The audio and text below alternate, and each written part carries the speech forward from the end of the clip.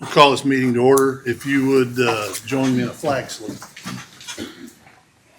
I pledge allegiance to the flag of the United States of America and to the republic for which it stands, one nation under God, indivisible, with liberty and justice for all. You join Jim in a prayer. Our Father in heaven, we thy sons and daughters bow our head in prayer this evening as we assemble ourselves in the city commission meeting. We're grateful, Father, for this form of government, for the residents, for the businesses, for those that serve us each day. We're grateful for this commission and for their talents and abilities as they lead and guide and direct the affairs of this portion of thy vineyard. We ask thy blessings to be upon this meeting as we discuss the affairs of Kingfisher, that our decisions will be wise and that thou will continue to bless the citizens and the businesses and those that serve each day throughout our community. How grateful we are to live in America and to enjoy the freedoms and liberties we do have. May heaven continue to smile down on us and bless us with thy grace, is our prayer this night and always, in the name of Jesus Christ. Amen. Amen.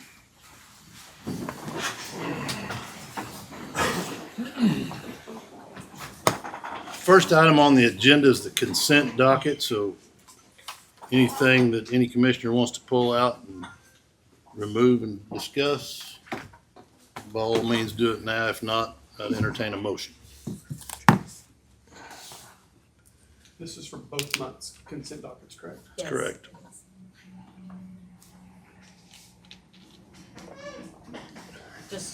Go ahead. Just remember your softball agreements, youth agreements and all that, and baseball agreements were supposed to be in August, but they're now in September. So, and the pocket park lease also was in August too, it's in September this month, so.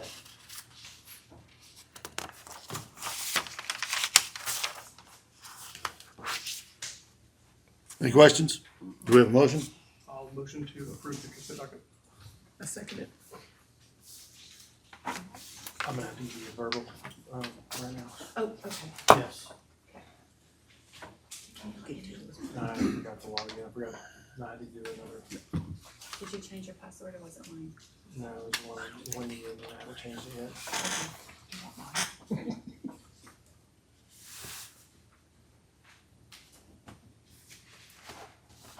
Got your mic on.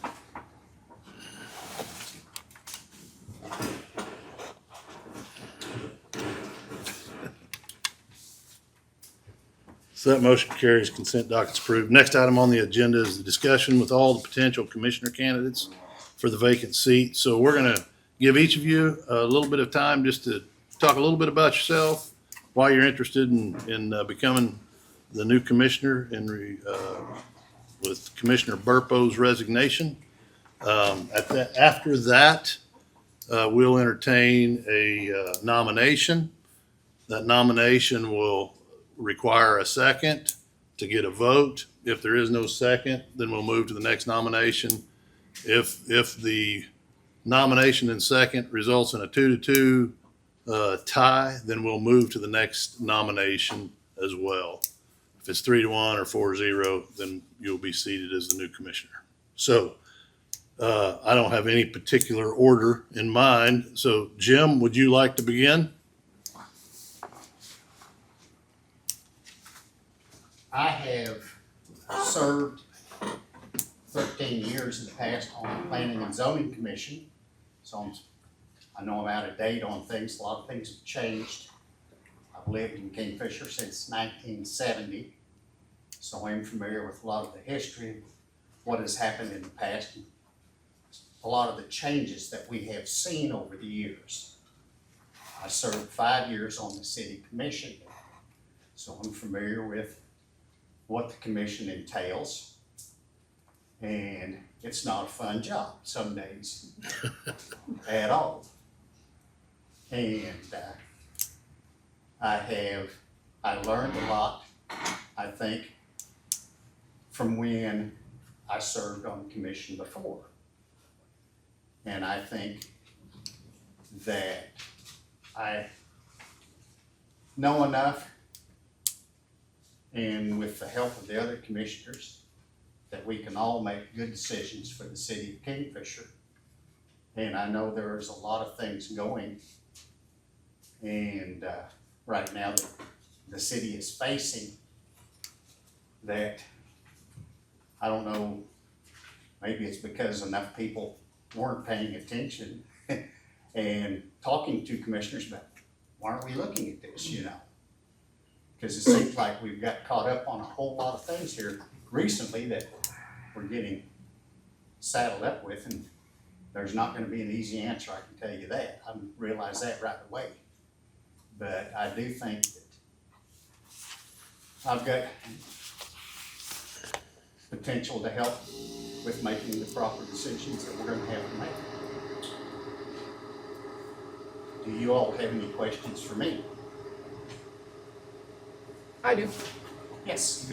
And this is gonna be the same questions I have for everyone, pretty much. Have you attended any city meetings regularly in the last year or watched them?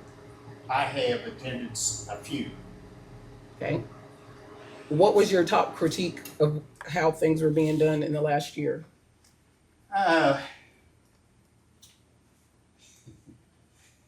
It's pretty well follows what has happened for quite some time, I think. And, you know, everybody's doing the very best that they can do, I do believe. And sometimes some of these decisions, you know, are above what individuals would like to do or like to see happen. I know that. I've sat there and I've had people when I was on the commission that said, why'd you make that kind of decision? I said, we have laws that we have to follow, and we have rules that we have to follow. And that may not be exactly what we wanted to do, but we can't do exactly what you're wanting us to do either, you know.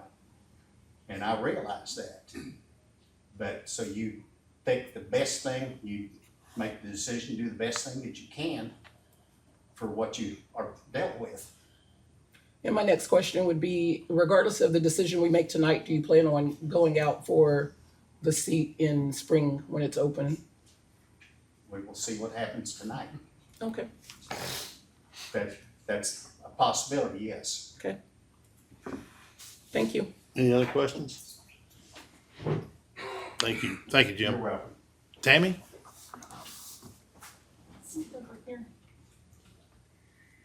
Jotted a few notes so I stayed focused. Hi everyone, my name is Tammy Sammons and live here in Kingfisher, of course. I was born here, raised here, and to me Kingfisher is every good sense of the word. It's home. And I moved away for about 22 years and stepped back here the last 7. And it reminds you how amazing this small town is. When you move away and you come back, your eyes are refreshed to the awesomeness this town provides. So my husband, Michael, and I are raising our daughter, Catherine, here. And we chose to come back to the town that molded me and shaped me. Professionally, my background, what I think I could provide to the commission is project management, people leadership, and I have a lot of experience in budgeting and financial oversight. So I think that's something that I could bring to the commission team. You know, when you do come back, you realize that a lot of people in your seats and a lot of people before you that you had no idea at the age of 5, 19, whatever, when you left, were working hard behind the scenes to make a lot of things possible. And so I guess now it seems fitting to pay back and to put my feet, be willing to put my feet in a chair to give back to a town that has given so much to me. So, any questions for me? Any questions of Tammy? I have the same question for all of y'all. So, have you been to a meeting in the last year or watched one? I've watched it online. Yes. Okay. And what was your top critique? I think critiques can be positive too. For me, I see a lot of passion and I see a lot of willingness to want to do right and want to get the city where it needs to be, looking forward and not making everything an emergency, you know? So I see that to me is a positive critique. Okay. And then the same question, regardless of what happens tonight, are you planning on going out for the seat in spring? Yeah, so my heart definitely now is to serve. It's to serve now for 6 months or the exact months that are there. And then assuming it's a good fit for both or positive on both ends, you know, that I would have the opportunity to run, yes. So basically, if we're all negative to you, you don't want to run? Oh, I don't think. You don't want to serve no more if we're all negative? No, Oh, okay. Yeah. Just wondering. So no, I'm. Because we got our days. Yes, we Okay. all have our days, right? Mhm. We're human. And so I think also you want to know that you're contributing in a way that the commission needs it too, you know? And if it's not the right fit, that's okay too. But my heart's in it, and I definitely give 110% to anything I decide to get into. So that's where I would be with, yes, that's the plan. But obviously my heart right now is in the 6 months and moving forward with that is absolutely there. Okay. He's up against the wall. Any other questions? Thank you. Thank you so for much. the consideration. Wendell? I'm Wendell Prim. I also served on the commission for a couple of years and also served with Kyle and Jeff on this commission. I don't have a lot. I just want to, I think I can bring some stuff to the table. And I think that I feel we need to start moving forward. You can have meetings and have meetings and have meetings, but it's time to get the train out the depot and start moving. Okay. Any questions for Wendell? Mm-hmm. Again, same questions. So you had time to think about it. Yep, I've been. And we've seen you, so there wasn't really a reason for me to ask you that. But I've watched it online. okay. And what's your top critique? I would say, being a commissioner, you gotta take your personal feelings out and do what's right for the citizens and the city of Kingfisher. Okay. And then, regardless of what happens tonight, do you plan on running for the seat in spring? I'm gonna tell you honestly, I don't know. Okay. Good. Thank you. Jeremy? Yep. My name's Jeremy Hill. Lived here all my life, not since 1970, but a little bit after that. Born and raised, never moved away. Worked at Pioneer Telephone for 26 years now, and I've never served on the commission, but I figured it was my time to try and see what I could bring to the commission and to be a voice for the people. Very good. Do we have any questions? I got the same questions, but now because of the last thing you said, I got another question. So y'all can be bothered by it or not. Which people are you bringing a voice to? Anyone that brings it to you, the people of Kingfisher. No certain aspect or thought of who you Nope. feel like haven't been heard, or Nope. any passion there? Just listen. Okay. Okay, so then the next question is, have you been to a meeting in the last year or watched one? No. Okay. So no critiques. Mm-hmm. And then the last question would be, regardless of what happens, do you plan on running for the seat in April? To be determined. Okay. Thank you. Thank you, Jeremy. Thank you. No other questions? No. Thank you. Okay. After hearing all those, I would entertain a nomination.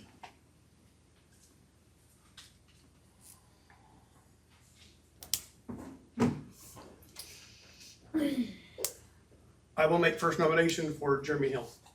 Okay. We have a nomination. Do we have a second?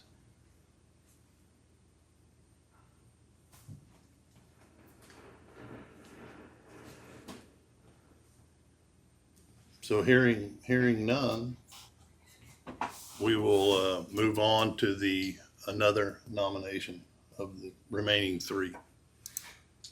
I'll nominate Tammy Bullock, or Tammy Sammons. Okay. Do we have a motion, or we have a nomination? Do we have a second? I will second the nomination, on that. Yes, I can.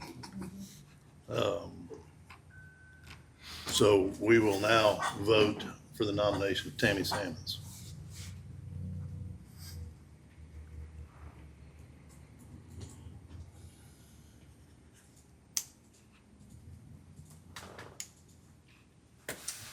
Yes.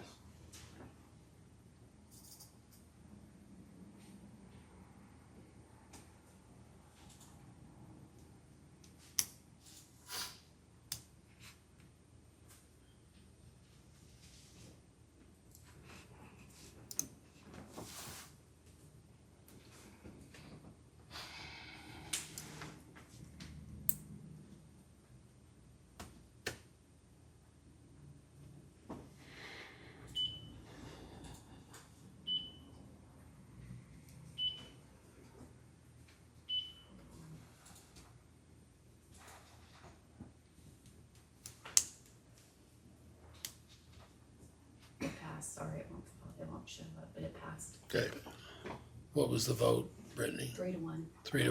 3-1. Okay, so we'll close the nominations at this point, and we will seat Tammy Salmons as the new commissioner appointed.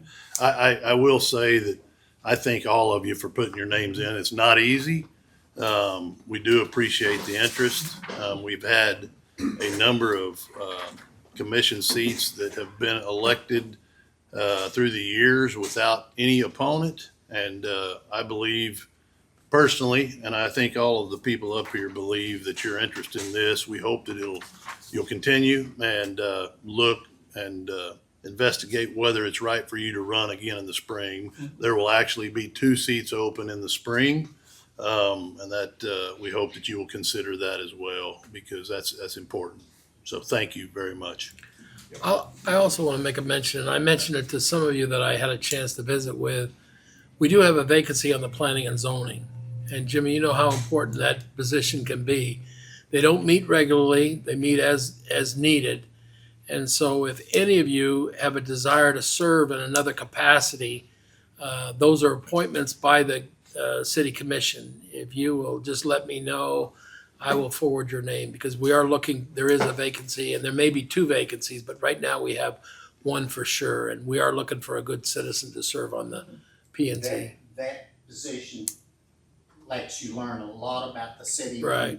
Underneath, you might say, from the back door, Right, and it'll help prepare you to be a commissioner. yeah.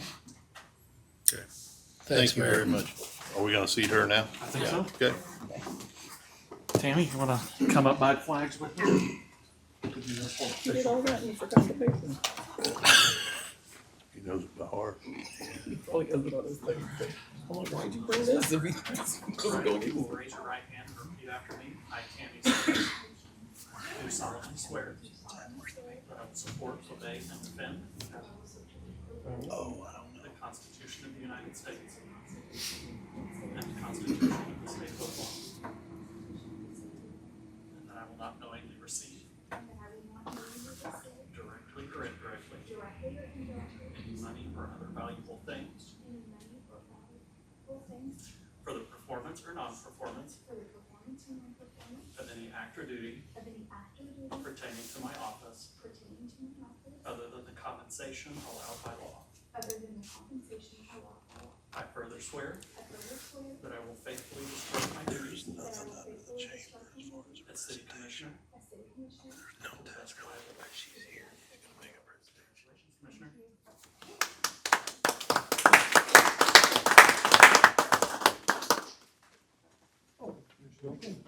Commissioner. Don't you wish your daughter was here to see this swearing in? She's at soccer. Oh, is she? Good for her. It's having more fun. There you go. I'm like, why not this? You brought it for no reason. We'll move to the next item C, which is a presentation by the Chamber of Commerce and Ms. Shauna Rupp.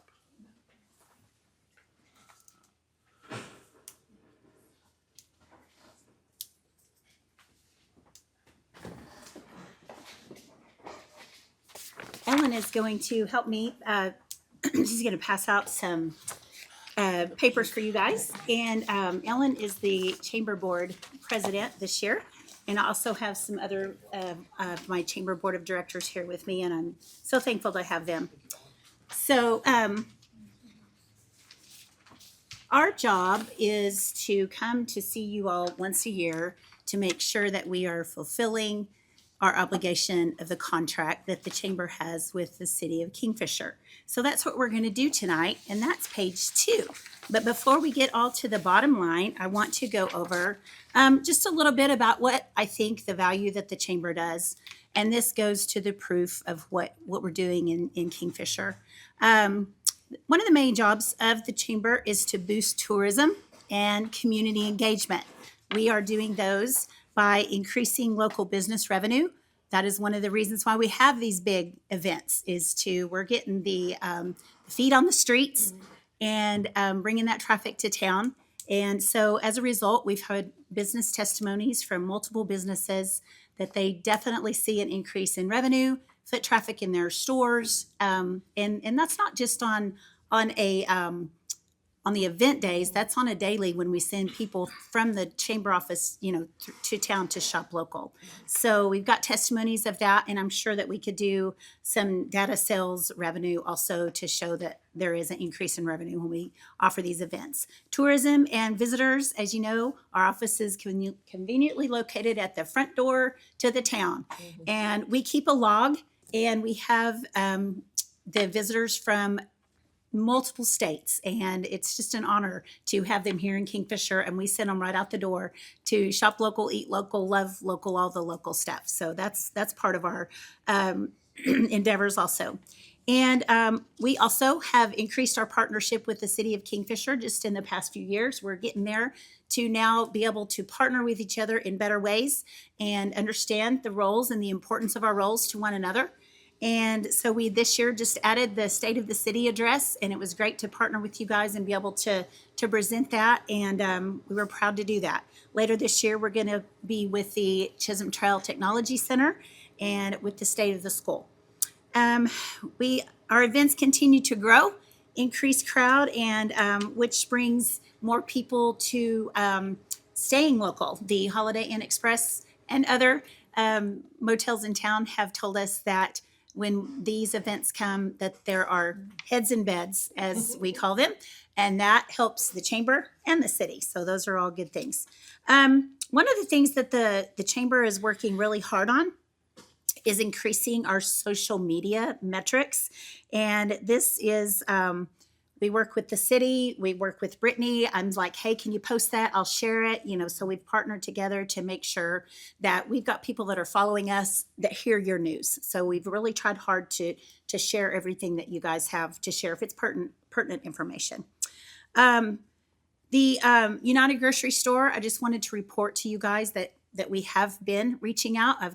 This is my United folder, and we have some cold calls and some people that we have been talking to, and I can visit with you guys a little bit on.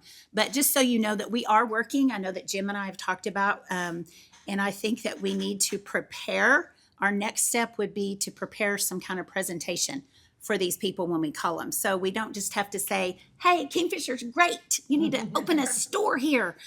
That is the truth. But I really think it's time that we need to put a presentation together, and I'd like to work with you guys on that. Media coverage is something that we've really increased, and that's one reason why I have Ellen up here. Between Ellen and Shauna and many more on the chamber, we have got some great contacts with Oklahoma City news stations now. The last 2 years, we've been personally invited to come to KW43 and do a morning appearance on their show and about what's happening in Kingfisher.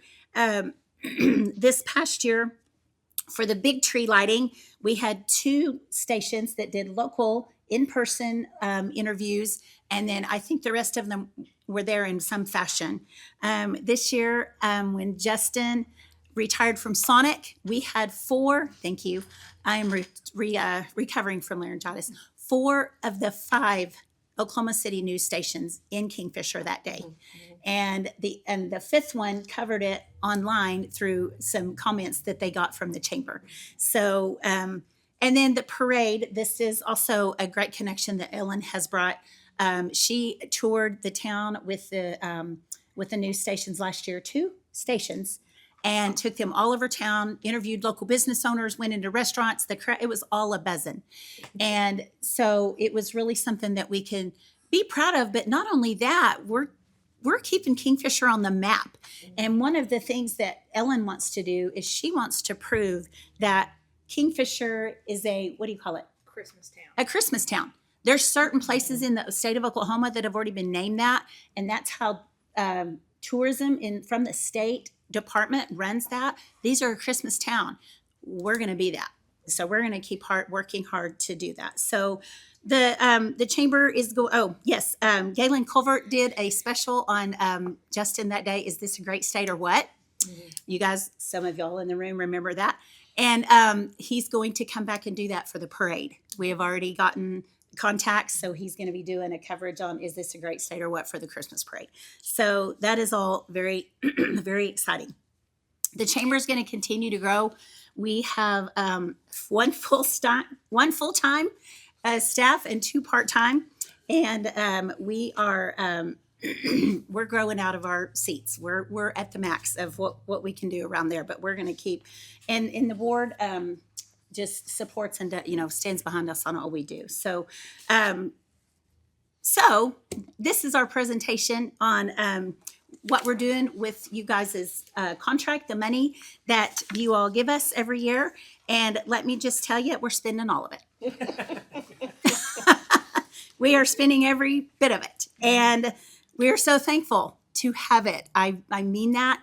It is, we couldn't do it without you guys. I mean, we could be the Chamber of Commerce and, that is benefiting businesses, but it's a privilege to be able to do these things. And we could not do it without the city's support. So I have put this on a paper here. I try to break it down by event. So if you have any specific questions, and you can see the bottom line, it's in red. That's why I made these in color. The chamber still has a responsibility to, come up with the rest of this. So just you all know that we are being fiscally responsible with the money that we're getting from you guys within the boundaries of our contract. I did break it down, but if you guys have any questions, my only question would be to you is, in the future, I know we've already signed a contract for this year, but I would really like to have a conversation on what we can do to prove we're worth more of your investment. So. You heard the presentation. Do we have any questions of the chamber? I don't have any questions, but I've said this every year since I've been on the board. Shauna, what you're doing is fantastic. Thank what you. you've brought to the city has been amazing. Thank you. And really do appreciate all your efforts and all your connections and partnerships that you've made. It is making a difference. What you guys do is not easy on the budget that you have, but I think you do a wonderful job at that. So I just want to say thank you and keep up the great work. Thank you. Questions? I kind of did, but it's really when you said the last part that you said about we need to have conversations about more investment, because then we would have conversations about more of your investment. So that's when I'd ask the questions. Okay, good. Yeah. Sounds good. Go ahead. I'm curious, remind us, we have an investment in the Holiday Inn from a city standpoint. When does that investment, when does it pay out? We've paid that out, haven't we, Anita? It has been paid? Yeah. Okay. Yeah. And so currently, we're only really contributing from that a little over $2,000 a month, correct? Yeah, almost 27,000. Yeah. Okay. Right. Mayor, Commissioners, I know the new Commissioner Salmon's commented how passionate we get in these meetings. And if you notice, Shauna, she is very passionate about the chamber. I've had the luxury of working in 7 other communities, and I've worked with chamber directors, and Shauna's up there in that top 3. She truly cares about this community. I've attended the monthly coffee vibe, and we just had one the other day, just right across the street at the new cafe, and it was standing room only. I mean, it was a good crowd. She's very enthusiastic. She didn't even hesitate when I said the mayor and I would like to have a state of the city. I've done those in other communities, and I think it was a great hit. We had a good crowd that turned out, and then they were, All About Kingfisher, broadcast it live. So I appreciate her energy, her passion. We definitely have built a stronger relationship between the city and the chamber, at least in the last 2 years I've been here. She's given me a key to the place. I can use her conference room or her building any time of the day or night, as long as nobody else is using it. It's not, it's a great asset. I have thoroughly enjoyed working with Shauna, and we've done things with Oklahoma City, the chamber there, and there's good things to come. She didn't even hesitate. She was on the phone before I even got on the phone when United, announced that they were leaving. So we're collaborating and trying to find a second grocery store, and we won't sleep until we get her done. Right. That's right. Thank you, Shauna, for all you do. Thanks for this report, and we look forward to another good year of collaborating together. So is it just recently that you released, you got your 300th, is that right, 300th member? 265. Yeah, it was 265, 250 that okay. we celebrated. 250, okay. 6 years ago, we had 138 members. That's very good. So we have, the ripple effect is we're very thankful for it. Very She's thankful. constantly hustling. Hustling and bustling. Yeah. Yes, we are. Thank you for what you do. Thank Yes. both you and Ellen very Yes. much. Thank you, guys. We appreciate you. Next item is item D, is the presentation by Team Design Update on the Will Rogers project. Mr. Steve Manick.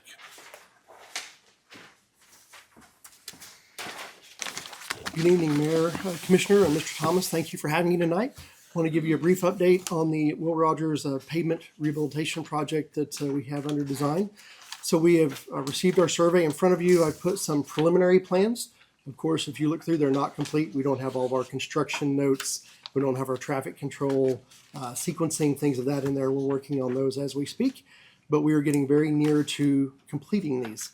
So I wanted to kind of show you that in the plans themselves, you can kind of see what the pavement's like. I think it's on about the second or third sheet. We've got our coring samples out there. They can show you why that some of the pavement's in the condition it's in.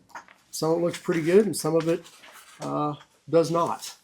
So again, we are basically anticipating removing and replacing the top 2 inches, doing about 10% permanent or full depth repair where some of the cracks go all the way through.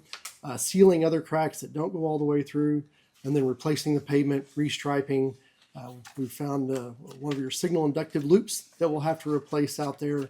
We're working with, and I do not know the name of the entity that is working on your sidewalk trail project through there. Kingfisher Trails. Kingfisher Trails.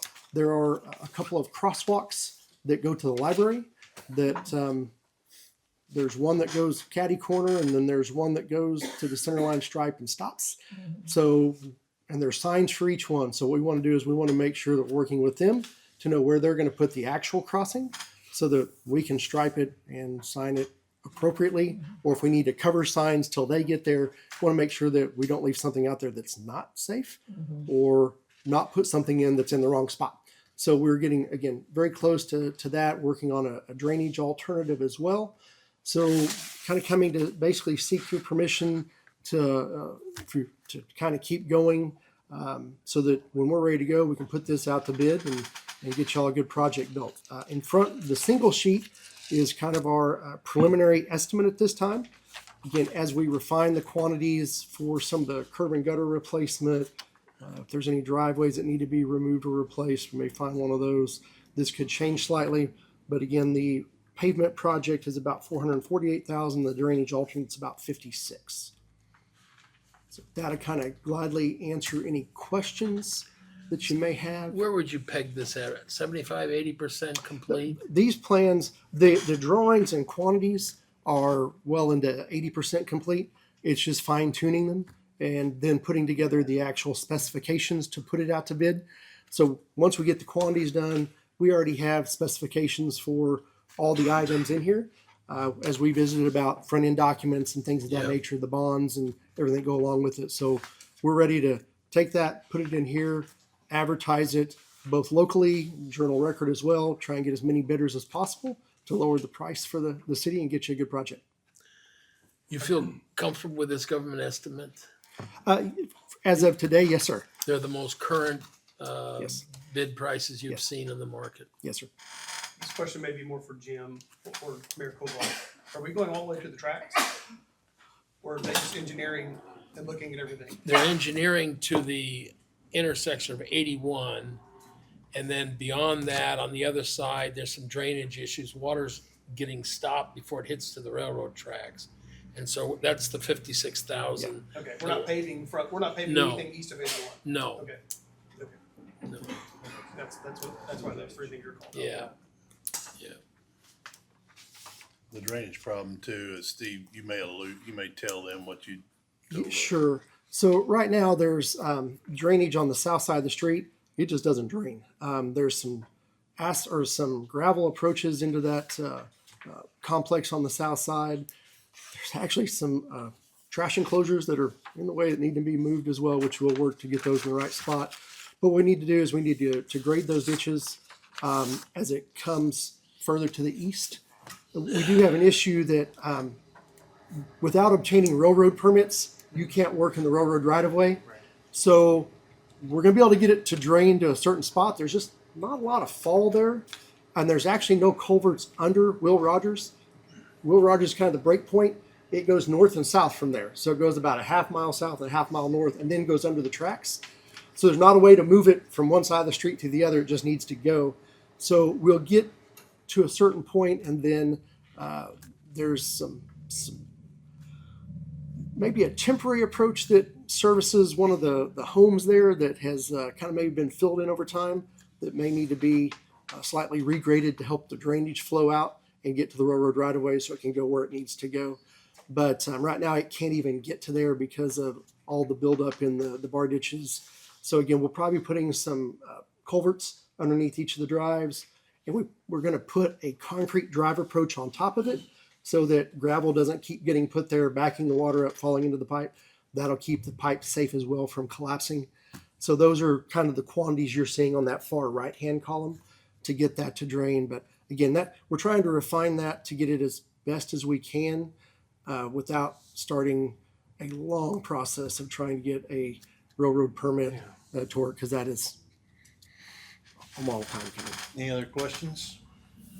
The only question I'd have in regards to those traffic loops, what would it cost to convert that to a camera system or some other?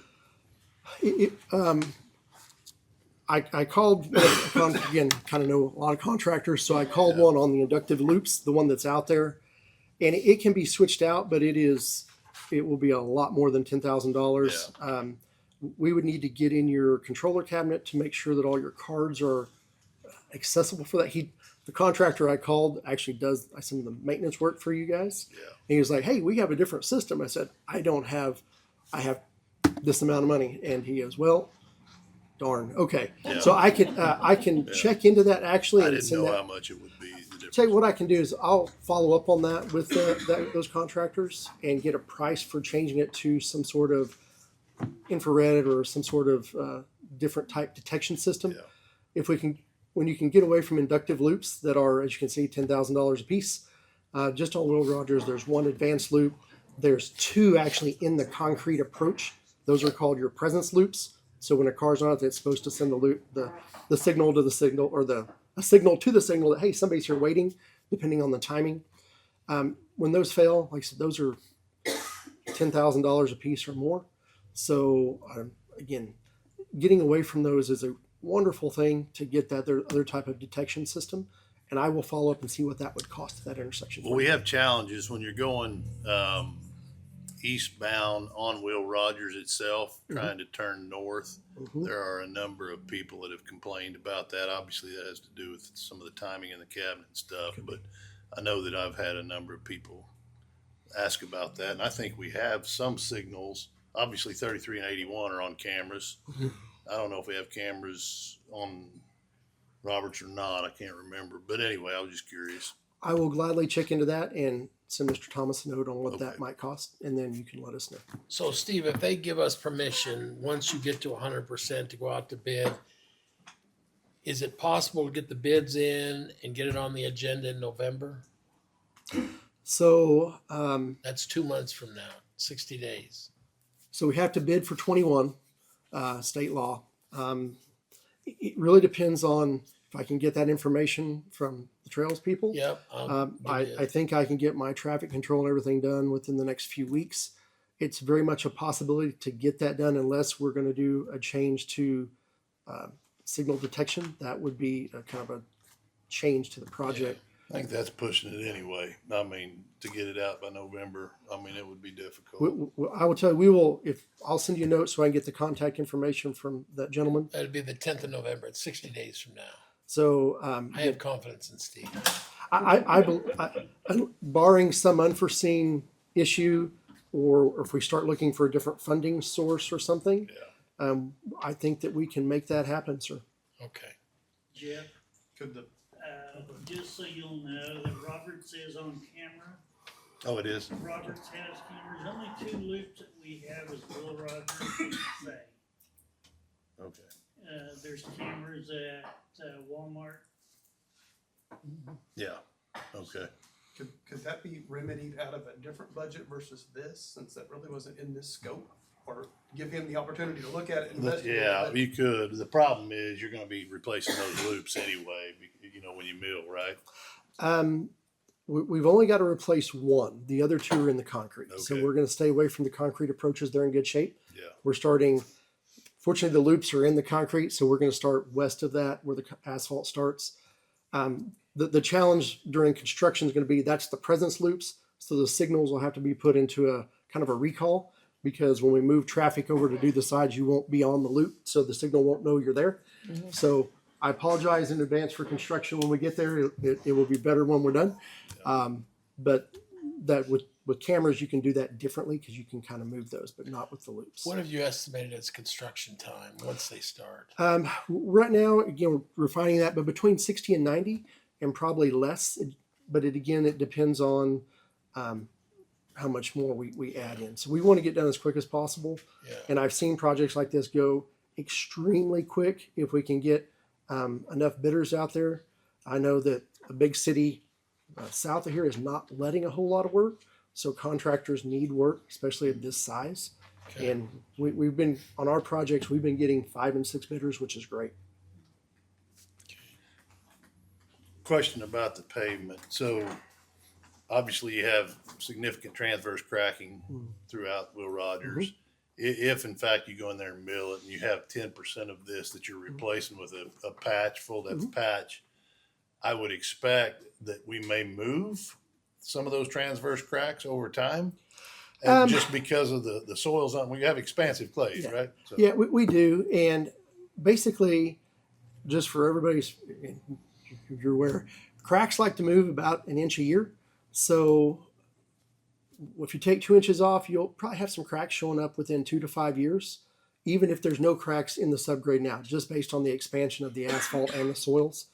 If we get 10 below weather and then we get 110 degree heat, that expansion contraction is going to cause some cracks. So yeah, there's no asphalt road that is not ever going to crack. Yeah, So they will come back in certain spots. But again, what we plan to do is get rid of the full depth ones. And then if we see any smaller ones, we will seal those so that in theory, the crack isn't there, but those pavements are still going to move and contract and expand with the weather and temperature and moisture and all those things. So the more we can keep the moisture out of the subgrade by sealing the cracks and sealing the surface, the longer and better the pavement's going to last. We got a street department that can keep an eye on it. any other questions, comments?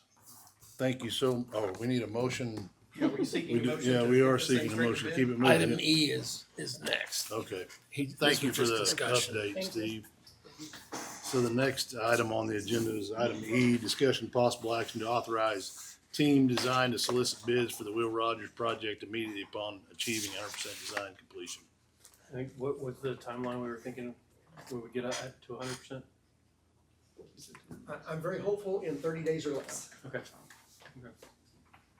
So the design in 30 days or less, and then out to bid for 21 days, and then The goal is hopefully to get it on get going November. on November. Yeah. Council time.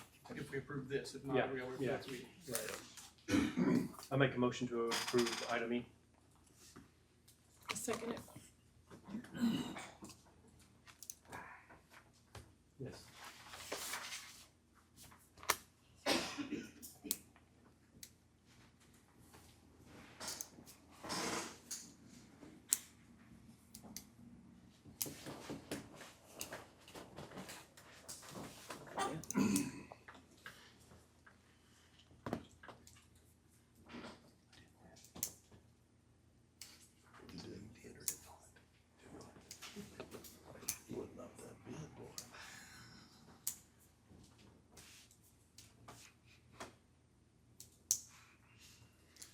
That motion carries, so that is approved.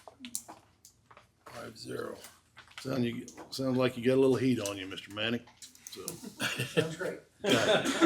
I will get you John Gooden's number. I'll text it to you tonight. Thanks, Steve. All right, next item on the agenda is item F. That's the discussion and possible recommendation from P and Z to grant C4 zoning at the address at 1,000 South Main Street for commercial zoning. And we have a couple of speakers regarding that, right? Yes. Okay, Linda's going to be representing the city first. okay, And then I think Mr. Matthews is going to represent his project. So- okay. Linda?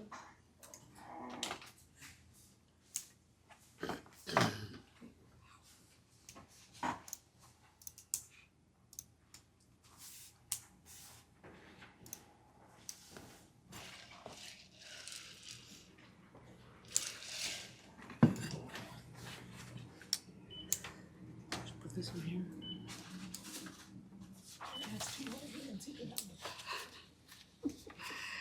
I didn't present last month to the planning and zoning, one letter that just got left out in opposition. We had one speaker last week, or last time we met, that was in opposition. One speaker that was for the project that, Mike Matthews has, in the works. So I wanted to show you, this is, planning that was established back in 2003. We do not, as a city, have a comprehensive plan. We kind of got the base level plan back in 2003. This planning map came out the following year. You can see this is our R1 here along the east side of 81 Highway. We have some C5. We have a little pocket here, another pocket up here, and then across. And so we have this residential neighborhood, Admire Edition, that is currently zoned residential 1. And the proposal is to carve out the building that was recently demolished. And first it was requested to be a C6, now it's being requested to be a C4. And I handed out, if you'd like to look, I handed out all of the permitted uses. So if you want to scroll through that, most of those are very similar to the C6. And what I want to do is, and what I try to emphasize with the Planning and Zoning Committee is their job is to work the plan. That's their job, right? And if we need to do map revisions, or if we need to do some types of rezoning or work on our comprehensive plan, then that's our job to do that. But what we have been doing as a city since well before I got here is spot zoning. And spot zoning is not a way to plan a city. And so I understand this is a small town and everybody has to go to the same t-ball games and talk to their neighbor. But there's a certain way, a professional way to do this, and I don't think that we're quite meeting expectations. Now, Mike has contributed significantly to the city. I adore Mike. He is a great businessman. He's contributed a lot. But I think we need to make a plan, work the plan, not continue down the spot zoning way that we've been going. a few things. I just recently went out to a conference on planning and zoning commissions and board of adjustments. And first of all, they emphasized your comprehensive plan. Like I said, ours it's like 20 plus years out of date. We need to be working on that. As Jim pointed out, that's a big multi-year project that costs hundreds of thousands of dollars. But in the interim, I think we should be working our plan until we decide to change it. That's the way I stand on that. So there's some rabbit holes. There's some reasons that we try to follow comprehensive plan is when you start spot zoning, you're in danger of favoring one community member over another one. So we don't want to be accused of that. That's a legal thing as well, right? There are always unforeseen consequences. Once this is zoned, once that changes, first of all, you're in danger of changing that little neighborhood, the feel of that community, right? You could affect the property values of those parcels around, right? They're certainly going to be less desirable for the current zoning of residential. Once that horse leaves the barn, you don't get to pull it back. Mike might not necessarily be the same owner in 10 or 20 years from now. So everything on there is what's going to dictate what's going to be there in the future. Can you point out the property on that map for me? Yeah, it comes down, it's about right, gosh dang it, it's right here. Well, I guess my point I'm trying to make is the lot that's Oh, it's north right of here. it is a business. Is it in residential R1 today? Yeah, I think it's a dentist or an optometrist. Now, it has maintained the residential feel. You don't drive by and say, strip mall, right? It looks It's multi-tenant. right. Always has And been the same multi-tenant. thing over here. You have an orthodontist. Huh. It's a house, right? So you still have the same residential feel, although we went down and we allowed these businesses to go. So my recommendation is simply that we avoid spot zoning. We do have other properties that we would love to be developed, especially the downtown area where we have vacancies, right? So that's my personal opinion. That's my opinion based on my education and what I see here in the city. I don't have these long-term relationships that I'm trying to, so it's completely basically third party. I'm still pretty new to the city. Where the liquor store and the donut shop is on that as well? That's right there. That's down in there. Okay. Yeah.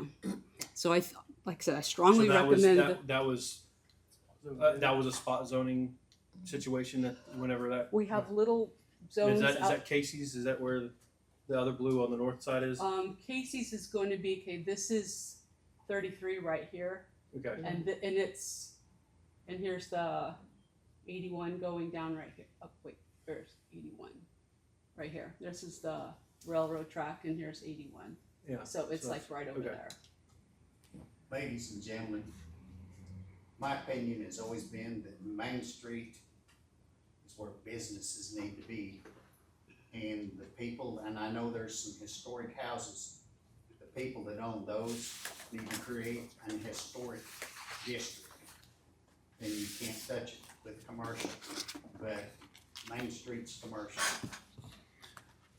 So I'm curious in regards to some of this, Linda. You have a number that may appear or maintain as a residential area, but yet they're still zoned residents, although we know that they're operating as businesses, and they have been for years. That's the bane of my existence since I've been here, is I get people all the time calling me, hey, what's this property zoned? And I look up and there's no way for me to tell. Yeah. All we have is this. This is the way we should have been doing it. But when I find out that here and there's in something almost an industrial use, and they're all scattered around. So this is the result of spot zoning, is that we really have no solid zoning that I can definitively go, oh, Yeah. yep, this is what that is. We don't really have zoning in all reality, call it like it is. We haven't done a very good job of a comprehensive plan. Whatever it costs, but we don't really have a good plan even moving forward. So the plan was developed between 2000 and 2003,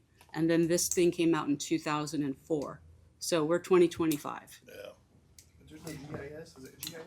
Yeah, the GIS, but that doesn't have anything to do with That- zoning. that tells It just- us- It provides Some of those- some what of those zoning is there. businesses, like the dentist in the house, I'm not sure about that particular one, but some of those places over the years were granted, well, that owner owned it, they could have that business in there. But whenever they moved on or sold it, then it reverted back to like R1. And sometimes if another business person just moved in there, nobody did anything. Yeah, yeah. So, yeah, it's something for you gentlemen, ladies and gentlemen, to look at.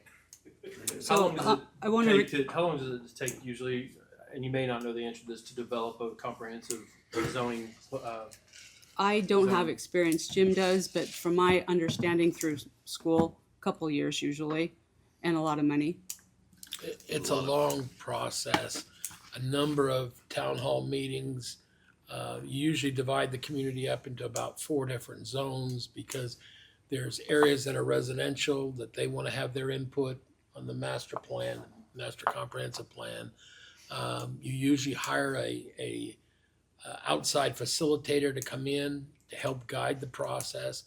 The Planning and Zoning Committee takes the lead on it, and it's a couple of year process, and it's very expensive.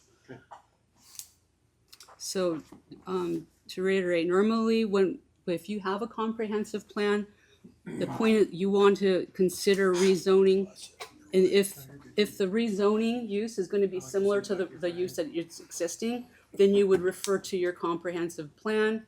And if it's not compatible, then you would do a plan amendment. We're not even trying. We're just spot zoning over and over again, right? So we have to also make sure that we're not looking as though we're benefiting one community member. We can be a lovely, lovable, successful business member and beloved member of our community, but we still can't be benefiting members over another. So that's another thing. We have to avoid that spot zoning. We have to avoid disrupting a residential quality of life for the neighbors. We know that, again, once that horse is out of the barn, we don't control, because none of us is going to be having the same home or the same business all of our lives.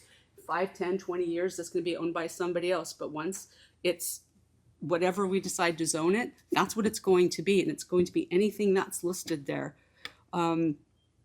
It's going to affect property value one way or another. It's certainly not going to benefit residential property value, but it might spur more desire to create and then kind of snowball effect.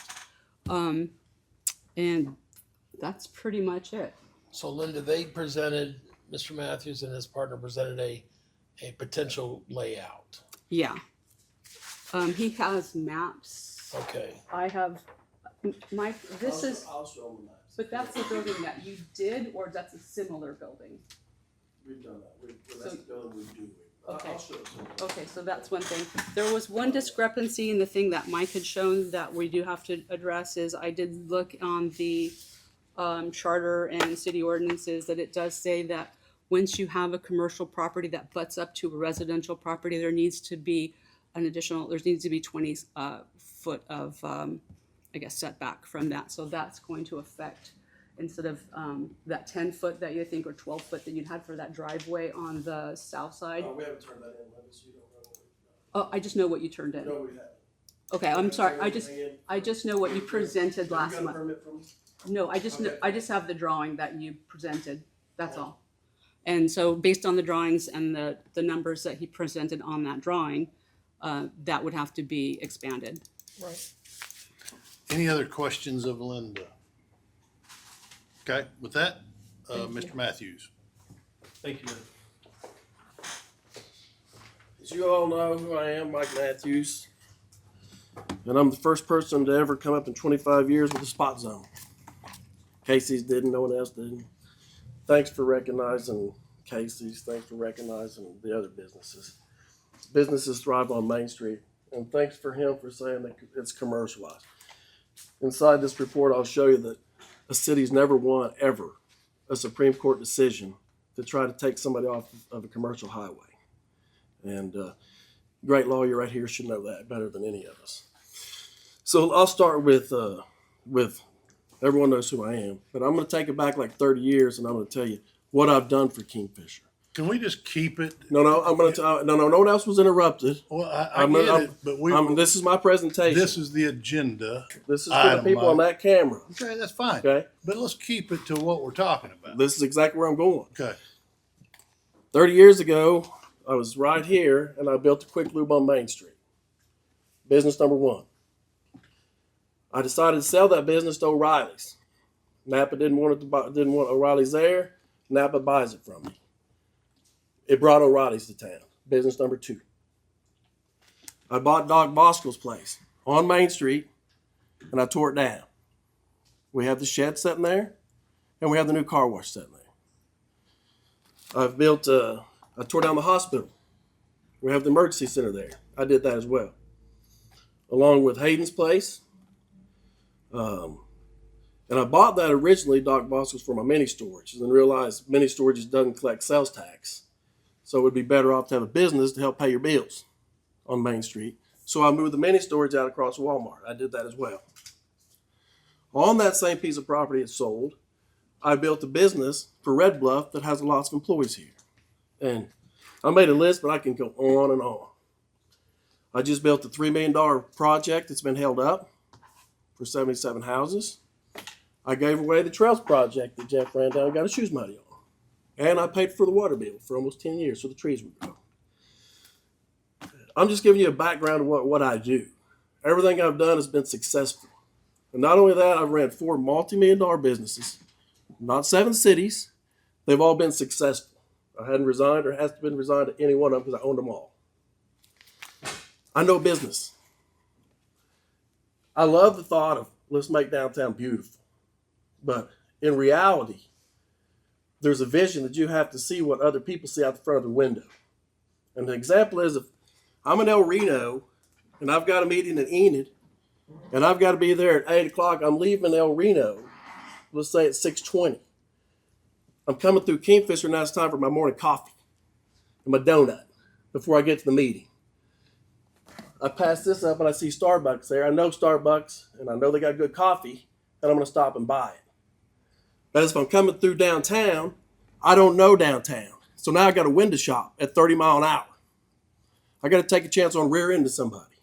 And then I got to look, oh yeah, there was a coffee shop. Was it open or was it closed?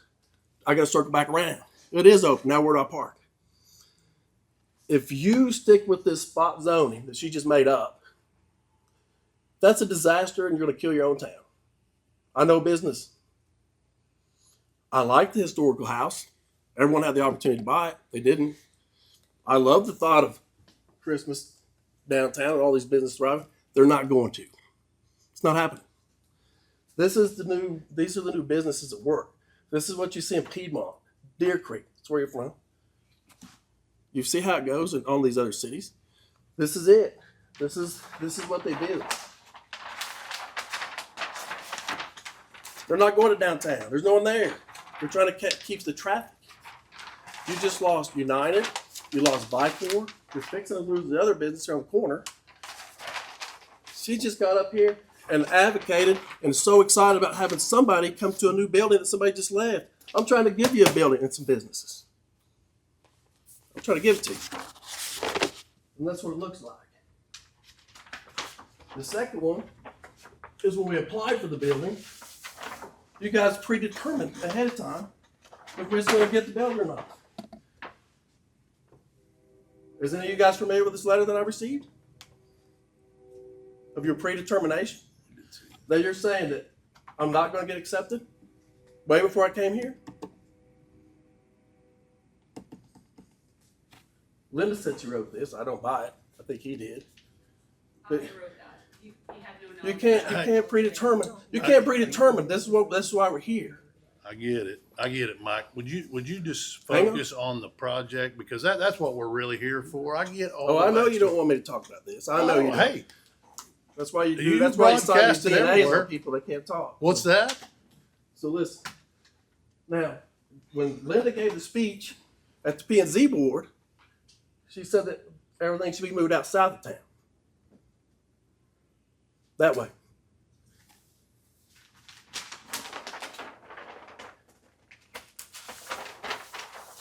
Who's the owner south of town? His father, right here. His father, right here. And myself. He's advocating for no one to build here, predetermining who can build, and saying they need to come out here to their land. You can't do that.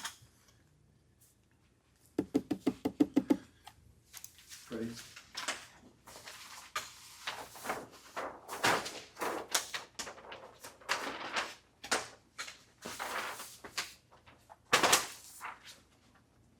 And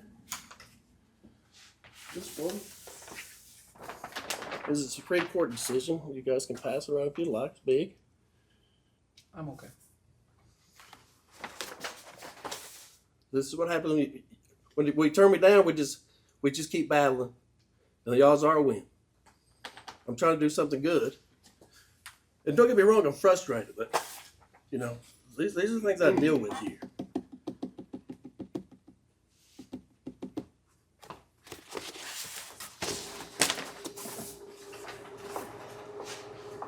All right.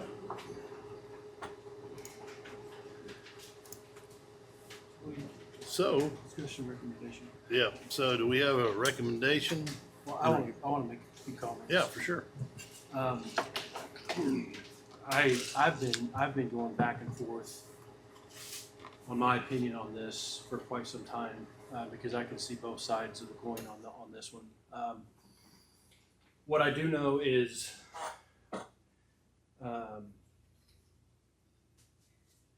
downtown Kingfisher is a difficult place to have a business. I've been a property owner for in a downtown building since 2018, and it's been constant battle to try to get somebody to be in that building, and it's all due to the parking and the a lot of the businesses nowadays, and it's just the way our cultures are want drive-throughs and so forth and so on. My building's been sitting empty for over a year. I understand the need to control spot zoning for sure. I think that if you look at this property, in my opinion, if there ever was an opportunity or need to do spot zoning, given the planning and stuff that we have right now, this would probably fit in the bucket for me as being appropriate, because you have a business on the north side, you have a church on the south side. We have a precedent that businesses are backing up in the alleyway to residential homes, just like in Brahms, or not Brahms, but the liquor store and the donut shop. So there is precedent that it works in this situation for Kingfisher, and Kingfisher needs something like what Mr. Matthews is trying to build, to bring in better businesses and have an opportunity to bring in some drive-through stuff, coffee shops or whatever like that. So, but that being said, I agree with Linda in the sense that we need to get a comprehensive zoning and planning together. But if it takes us 2 years, 3 years, 4 years, 5 years, do we just not allow anybody to come in and grow and build new buildings on Main Street in Kingfisher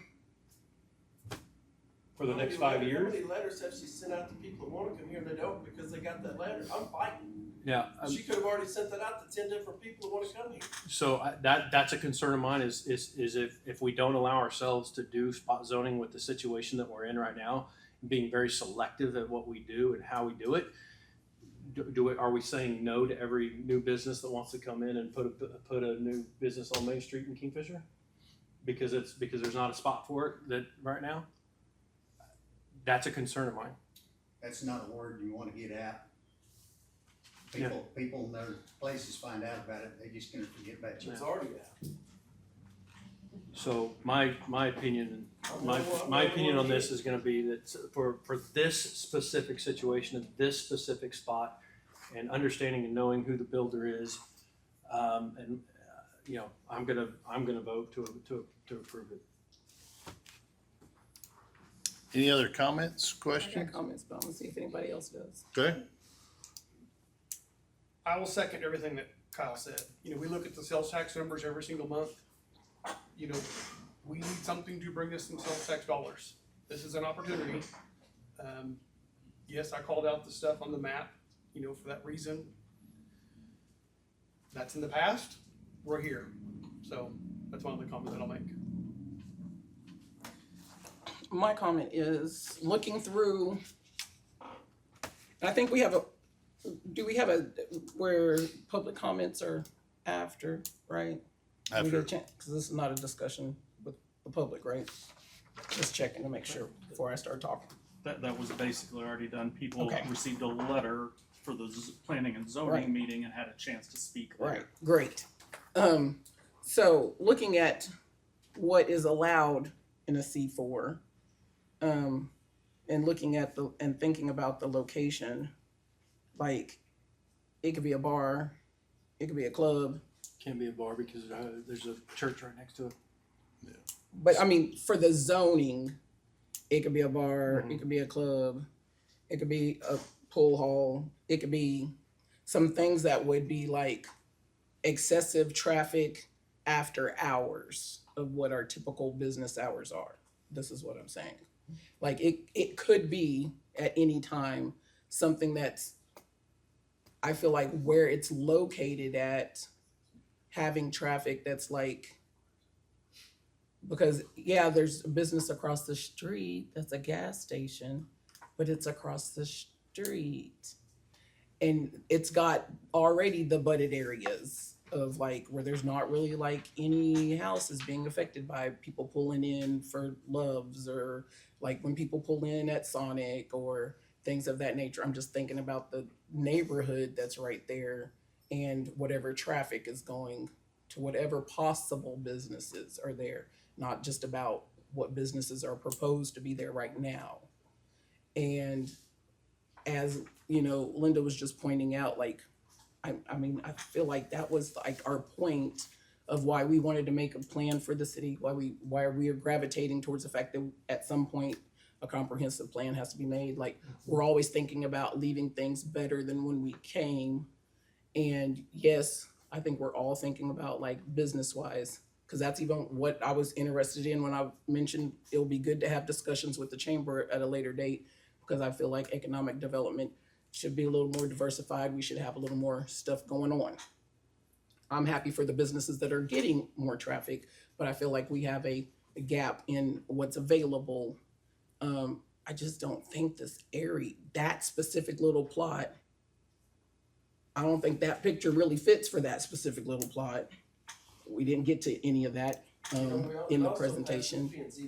That's planning and zoning. And That's a board we have. we didn't get into any of that with the presentation, but I just feel like it's not the right place for a C4. Like what we're looking on this piece of paper as a C4 has nothing to do with who's there, because the business can change hands 30,000 times in the next 5 years if the person wanted to. That doesn't matter who owns it. It's just the thinking of leaving something better. Just saying. And like I said, whatever's already been done has already been done. So we can't compare it to, well, we already got a liquor store next to houses, or we already got, because we wasn't privy to all those things. We're here now to do the best and make the best choices now. okay. I think we need to get one thing clear. Neither Mr. Mecklenburg or Mr. Harrison contacted the city and encouraged any development, as you alluded to. No, that's false. Mr. Harris did contact the P&Z board, and he did tell them that he didn't approve of this. I've never heard that ever happen before. That why do we have a P&Z board? When you team up and you practice these speeches, they sat back there before the meeting and went over what Linda was going to say with this guy. This is personal. The whole town knows it. Jim, You're from Maine, you're not from here. Don't get I'm gonna paid. continue to do good things in this town, whether I gotta fight you in court or not. You're putting up a good fight, and it's a fight you're gonna You lose. had kids before. All you right, bring do we kids. have any Fight you other or lose, do we have a motion or of any kind in regards to item F? False. Totally false. That's a lie you just said. I'm gonna make a motion to approve the recommendation from the P and Z committee to grant C4 zoning for the address of 1000th Street, South Main Street. Okay, we have a motion. Do we have a second? Second.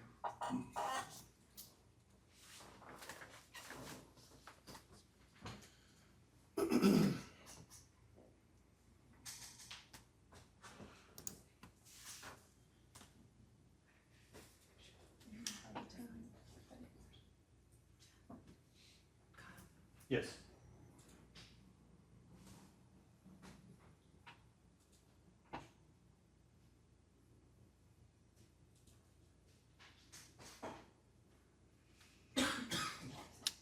So that motion is not approved. So we'll move on to item G. Item G is the discussion and possible action regarding approval of ordinance 2025-007, establishing fees for the Kingfisher Cemetery South Addition 2. Gary, you want to come up? We have looked at our cemetery fees, and we're some of the lowest probably in the state of Oklahoma. Right now, we charge about $300 for someone to buy a piece of property and to bury somebody. Brittany and Gary and I, Brittany did some research. We got together and came up with a recommendation to adjust our fees for the Kingfisher Cemetery. Jared drafted a ordinance, and we would recommend approval. Any questions? Anybody have any questions? Gary, you want to add anything to that? I mean, there's just people coming in that don't even have relatives here or anything, and because we're cheaper than where they can be buried, and some of them have bought up even places to where nobody could be buried around them and stuff, so their space is gone until how many ever years it is before you can take it back, you know. There are over 20,000 Yeah. people buried in the cemetery. We've had a GIS mapped, and now we're going across the street to open up another section. And so that was another reason why we looked at our fees. These fees will be whether you're on the right side of 33 or the left side of 33. Where did we get these fees? So we. Go ahead, Brittany. Sorry, Jim. You're all right. Go ahead. What I did was somebody had put out a big mass email about people's cemetery fees. So I printed off, we got like Weatherford, we got Tuttle, we got Newcastle, we got Collinsville, we got Barnesville, we got Hennessy, we got Carthy, we got all the surrounding areas. And we just went through and went through and went through and just came up with, we kind of met in the middle of everywhere people were. Some were like $1,500 for a plot. Some were $600 for a plot. Some were different prices. So Jim and I and Gary kind of sat down and we really figured out we're already $300 for the cemetery fee and charges, so we just upped it to $500. We kind of left Babyland alone in some sense because that's just a lot, you know. Right. Bearing a baby to me is very hard. Right. So we left that one alone, but the rest of them we did go up between $100 to $200. It's not like we went up a lot, but we kind of compared from a lot of other different cemeteries what they were. I kind of stayed out of the metro area because I did look in there. They're $1,000 to $1,500, so I didn't. That's just too much. But we did do a lot of comparison on what other people are charging. So that's how we came up with our prices. And then your average is $600 for a space through the whole state of Oklahoma too. Okay. Okay. No, that's good information. Thank Do you. we know what the percentage is that it went up? I don't know. Not necessarily. I was just wondering. I was just in my head thinking like, oh, if you buried someone last year, now you have to pay. Well, it was 300. It was 300. So we went up to 500. Yeah. So And it's been 10 years. Yeah, and that you would think they haven't been raised since 2010. Yeah. The prices And before haven't. that, it was $150. Yeah. We tried to be reasonable, you Yeah, know, We really did. Sounds good. We have a motion? recommend approval. A motion to approve item G. I second that.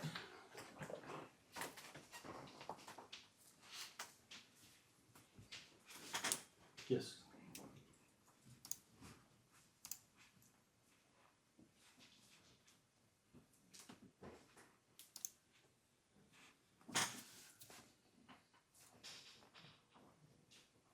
That motion carries. Item G is approved. Item H is a discussion and possible action to approve master service agreement with Lifeline Billing Systems LLC for ambulance service billing and collections. Chief Gibson and Anita James worked on this. We've never had a collection agency dealing with ambulance billing, and so this is a new venture for us. Chief, go ahead. Yeah, so basically they charge 20%. This is after EMS MC, which we just hired July 1. This is the actual collection agency. I know it says billing in it, but it's a collection agency is what it is. So once they exhaust their resources, EMS MC, then it goes to the collection agency. Right.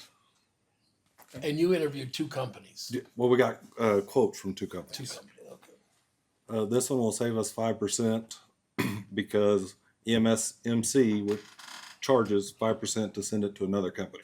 Yeah. This is a sister company to EMS MC.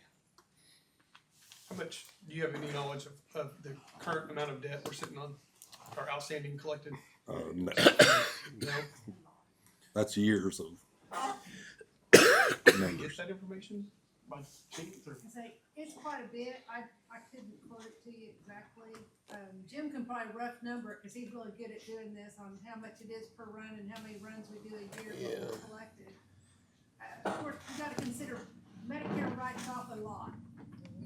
Medicare, Medicaid, even your big insurance companies, they have you write off a lot. So, chop that off, you don't have a shot at that. I just wondered how much was potentially coming in, because we're not actively doing this today. No. When we first started with AccuFile, they were really good at following up and going after these people to pay, and they were searching for them, and they were following up with all the insurance companies. And after COVID, they started just kind of, every year things just got worse until we came to this point where they changed. Commissioner, just a rough estimate. We did 1,100 runs last year. If you average $1,000 on a run, that's $1.1 million. We collected about $400,000 in ambulance fees. Okay. But I don't understand that, Jim, because most of your ambulance fees are gonna be paid for by Medicare, Medicaid, or a private payer. Most people have insurance and ambulance coverage as a part of their policies. So I get your math there, but a lot of times it's just gonna be deductibles or co-pays or something like that we're gonna be going after for, if I may be misunderstanding how the system works, because I've not been in the ambulance world. I've been in the medical world for a while and understand how all that coverage works, but I'd just be kind of curious as to, like Commissioner Whitrock would say, is like, what are we looking at here being able to collect? Now, obviously, Chief, we don't pay unless they pay, or they don't get paid unless we get paid, kind of a deal. So it doesn't cost us any money to hire these people to go through these steps, correct? Right, that's correct. So they will get 20% of what they bring to us. Of what they collect. Yeah. I would estimate, and I guess a year from now, we can look back and see, but I would estimate we could easily pick up a couple $100,000 in uncollectibles that have been slipping through the cracks. I think we discussed last time when we did MC, EMS MC. EMS, all of that. When we decided on them, I think we discussed last time understanding that the thought of what has already happened probably won't actually get brought in. Right. It's about Going going forward, forward, that's correct. and making Right. sure we get what we need. Yeah, this company won't go backwards. Yeah, it's Right. not like we're gonna get a fat Right. check from Right. what used to be. Yeah. But I think our ambulance runs are pretty consistent Mhm. between 1,000 and 1,100. I've been in communities that we've had ambulance runs, and I can tell you our collection here is very, very low. Yeah. Mhm. we can do much better. And that's why we changed from AccuCare. We've been with them over 20 years, and they just were not performing at the same level they were performing 20 years ago. And that's why we made a change. And now we're making another change. Well, we're going to go in a different direction. We've never had a collection agency. I tried to get the collection agency that handles our utility billing and courts, and they just don't do ambulance billing. It's a complicated process, and you're familiar with Kyle. I mean, there's just a lot more different paperwork you have to deal with. And the thing about ambulances is that, and insurance, and Kyle, you're bringing your expertise to the fore, but also is thinking about in a community like ours, there's a lot of people that are uninsured. And there's a lot of people who, there's exceptions in your insurance on how many hospital things you get allowed and what kind you get allowed for. And some of those exceptions then fall on the patient to pay for, and it's not being covered by insurance. Yeah, you're exactly right. Do we have a motion? I'm gonna make a motion to approve the master services agreement with Lifeline Billing Systems LLC for ambulance service billing and collections. I second it. Yes.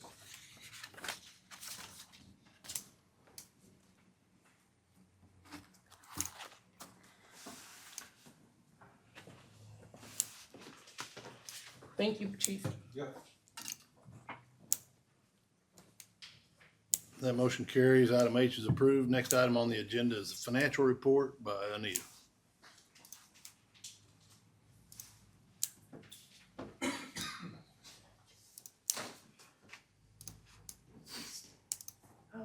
Podium. You could flip it up. You could flip it up there. I just about did, but I had so many papers I figured they'd go tumbling. The general fund, we closed out this month at a $33,000 loss. We've got a $109,000 gain for the year.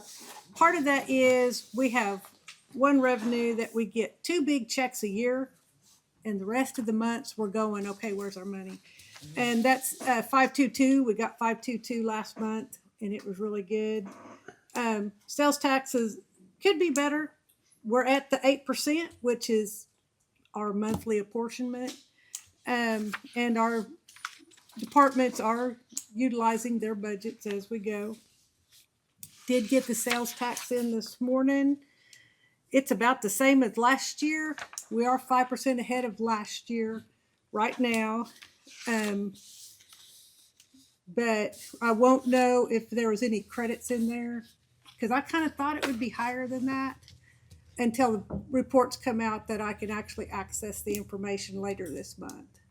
But this is what's going to, the one that I've got the sales tax report on is what's going to be the revenue for the next month's financials. So I'm just giving you a shot ahead on it. Then on Public Works, it looks like we have a $28,000 loss, but we actually did pretty good considering we paid $160,000 for electric meters and an OWRB semi-annual payment of $137,000. Is that the line item for the sewer? Yes.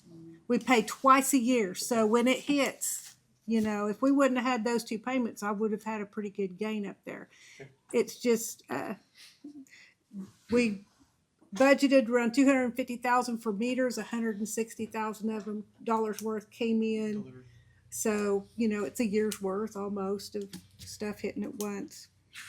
So that's just a timing issue. That doesn't concern me because really revenues came in pretty good. We're sitting for the year, we're at 20%, we're for 17, 11% and 8% for the month, you know. So of course now it's gonna cool off and we're gonna get a little lower.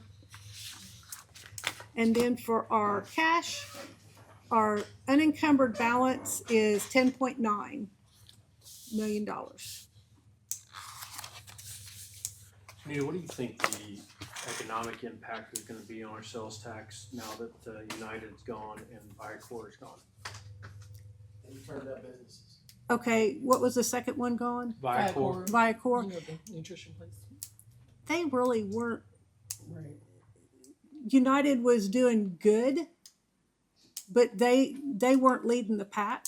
Now, if you told me that Walmart was leaving tomorrow, I would show some concern. I think a lot of your Walmart shoppers, are they going to go out of town to shop? Probably not. They're probably not even your Kroger shoppers, because you're talking about, these are my folks. My folks are the ones that go to the grocery store. They're going to Walmart.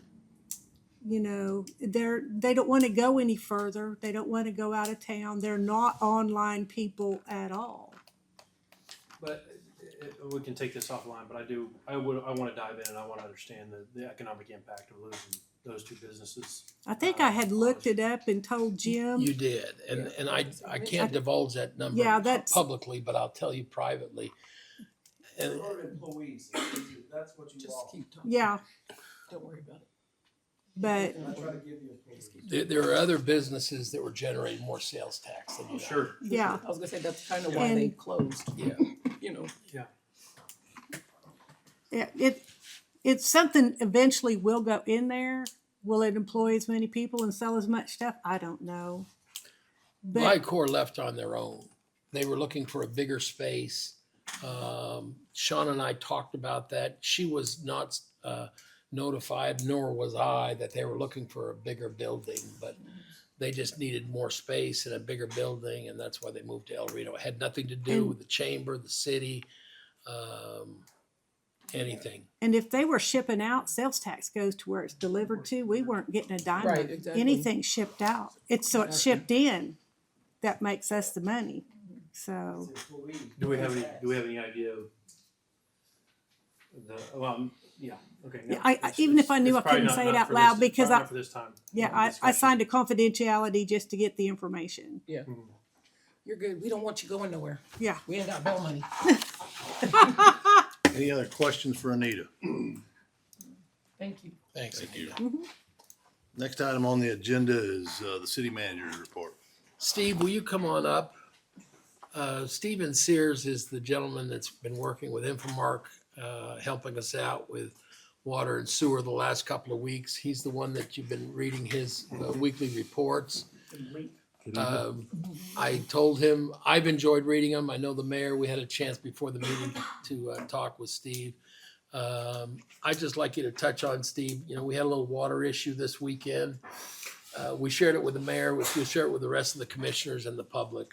Yeah, so it's kind of you know, and I'm not saying, you know, your typical town. It is. So in my reports, you know, they're a little harsh, but it's the truth. And just with the aging infrastructure and stuff going on here this weekend, Dwayne had called me. One of the pumps at the water plant over here had lost what they call a Lovejoy connection. It's just a connection between the pump and the motor.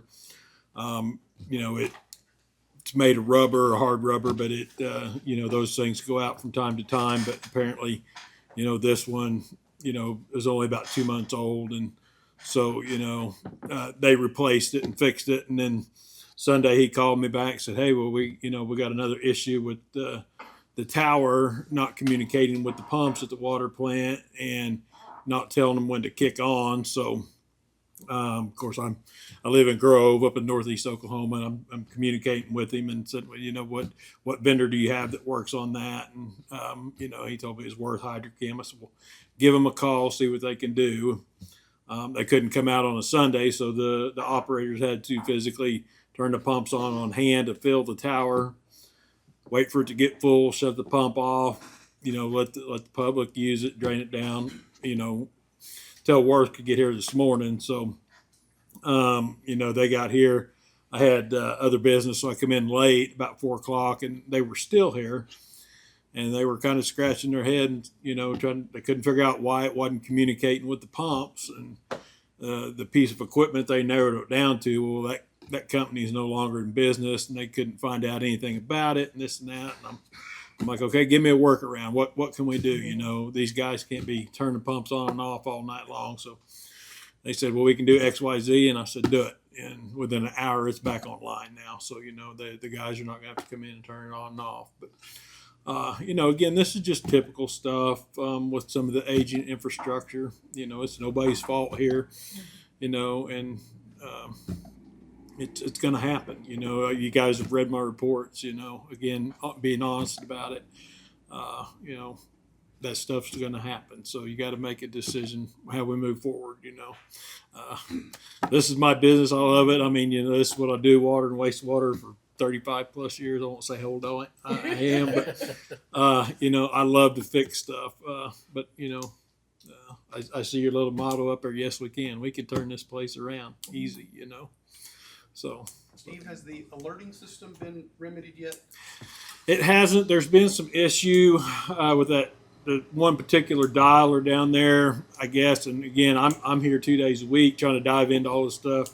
They've had somebody out work on it. They don't know what it is, why it's not dialing out.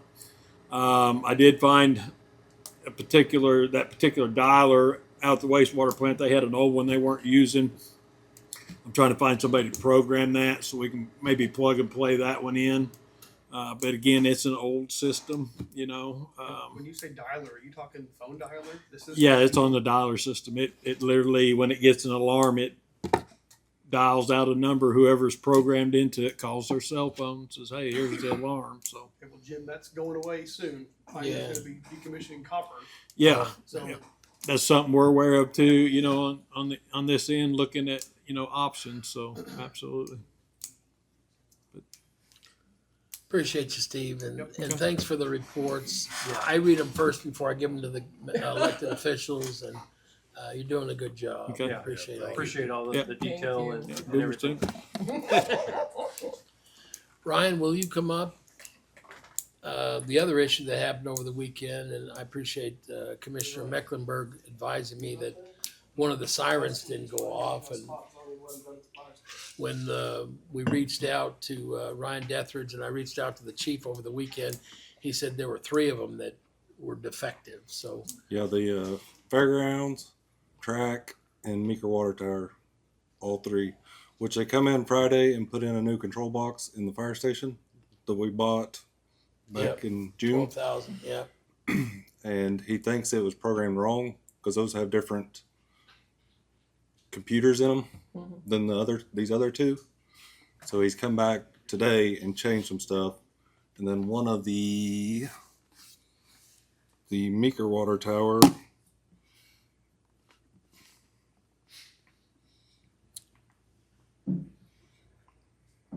the controller for the Meeker Water Tower is bad, or siren water tower at the water tower. So he's replacing that too. So for the public, we are working on this. You know, those either get a utility bill from the city, got a letter from me asking for people to come in and ask if you need a radio. I mean, in a tornado, you know, you want a variety of resources. We've only had one person request a radio, and Kyle just happened to be here today. He requested it, and Kyle worked with him to say, hey, there's another avenue you can work through. Not Kyle, Ryan, I'm sorry. I noticed you was looking that way, but Yeah. So, I mean, we want the public to be safe. You know, I know tornado season has caused a lot of stress. The sirens are just one avenue to notify you. We encourage you to get a good TV and stay in contact with your local TV stations or radio stations. But we're trying to stay on top of it, I guess is my best. Yeah, and within the next 2 weeks, it'll be on our computers. We'll have apps on our cell phones, and 911 will have an app to set them off. And the National Weather Service will be able to set them off then too. Right. So The last thing I'll keep the chief up there for, we're recruiting. We have a couple vacancies in the fire department. He had 18 tests on Saturday.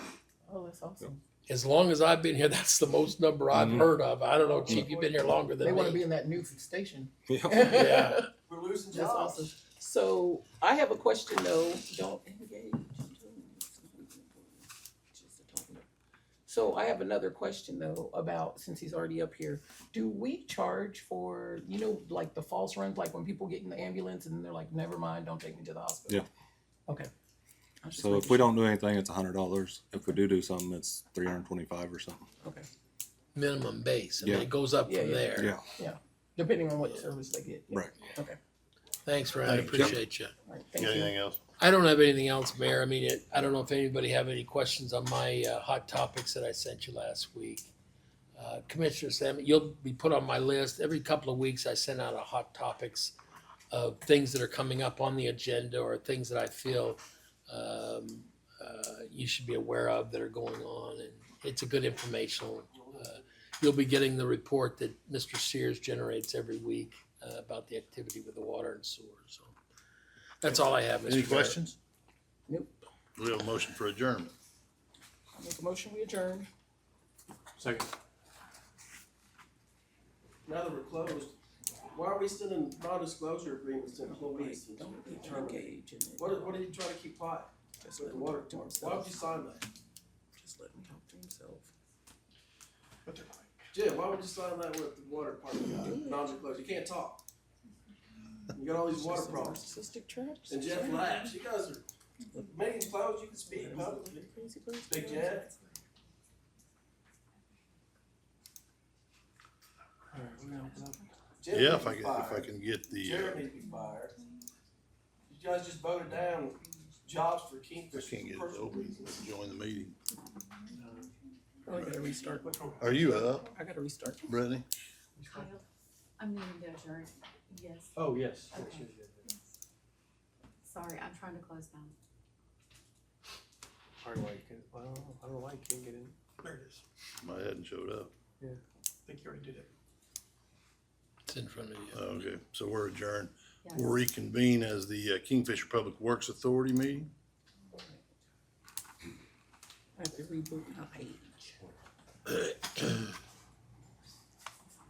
First item on the agenda is a consent docket, which is the claims, any commissioner will pull a claim out, or if not, we will entertain a motion for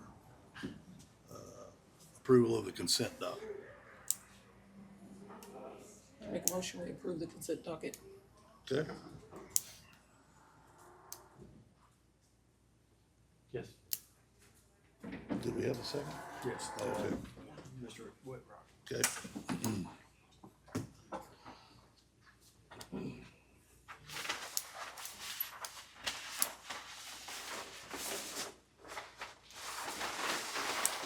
Thank you, sir.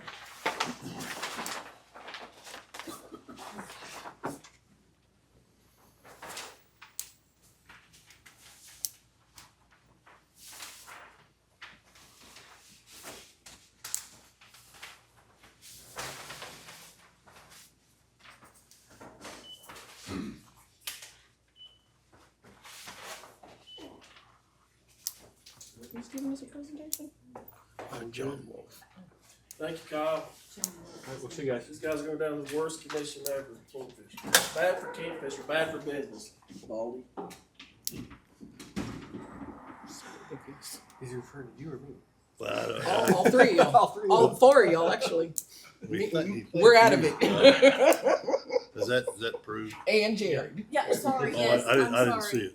They all kind of. Okay, first item on the agenda, scheduled business is item 3A, which is the presentation by John Wolf with Municipal Finance Services regarding capital improvement projects and financial alternatives for funding. So we'll turn it over to Mr. Wolf John. is up. Wherever you'd like.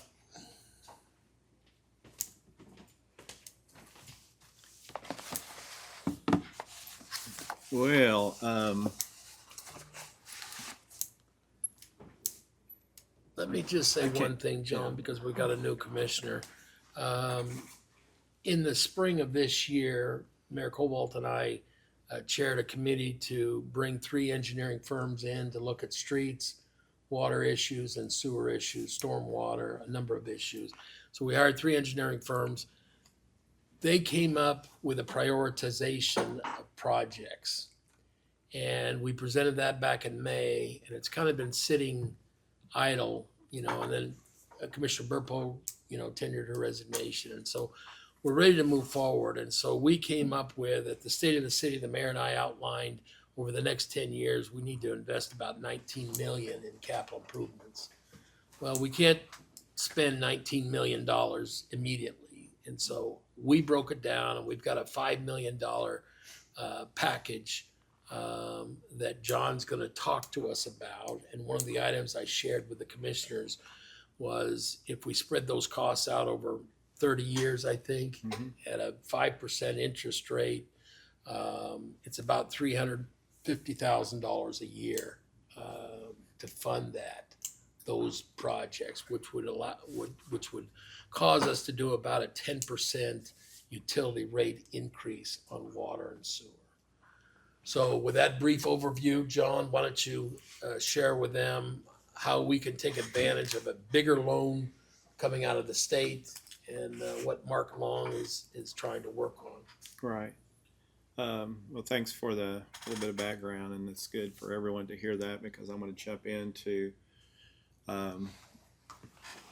We have represented the city as the city's financial advisor, and for those of you, if not for the new governing body member, what our job is to look at.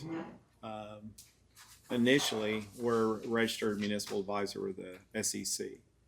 And so what we look at is what's the most advantageous financing and funding method in order to accomplish the infrastructure that Jim had just addressed. We have a fiduciary duty to the community, and so what we look at when we come to you is here are the options that the city of Kingfisher or any of its public trusts have. And in regards to water, sewer, and stormwater, the Oklahoma Water Resources Board, the state agency, they have 3 different funding programs, and the city has availed themselves of one of those programs in the past. They have 2 SRF or statewide revolving fund programs where there's some federal money and some you do have some requirements with those programs. And then they have what's also called a financial assistance program bond issue program. And they basically go out and issue bonds at the state level under the OWRB name. It's a AAA rated program. It's one of the top 2 or 3 programs in the United States as far as funding and solid financials and ability to continue this program. And so when we look at water, sewer, stormwater, which was all part of the project that the program to kind of look at what are the needs of the community over the years to come. One of our jobs is not just to go find the funds, but look at your ability to pay this back. Look how you compare, because every decision that you make as you're looking at how do we maintain our infrastructure overall, water, sewer, streets, whatever, what's the best way that we can do this with putting the least amount of burden on our citizens and our utility customers. So the OWRB, our Oklahoma Water Resources Board program, has always been a solid program. What we look at is what are you wanting to fund? What are you wanting to address? What are the life of those assets? And everything that was brought up with Mark Long's the presentation part of the program, the 19 million, you were addressing 30-year life assets and for the most part. And so as you look at how do you spread out your cost of doing infrastructure, no city in this state can go out and use cash and take on the requirements that they need to take on where we're talking into the millions of dollars. And so the board has this program where they sell bonds, but they decide the size of the bonds they're going to sell based on the applicants from municipalities, from water districts,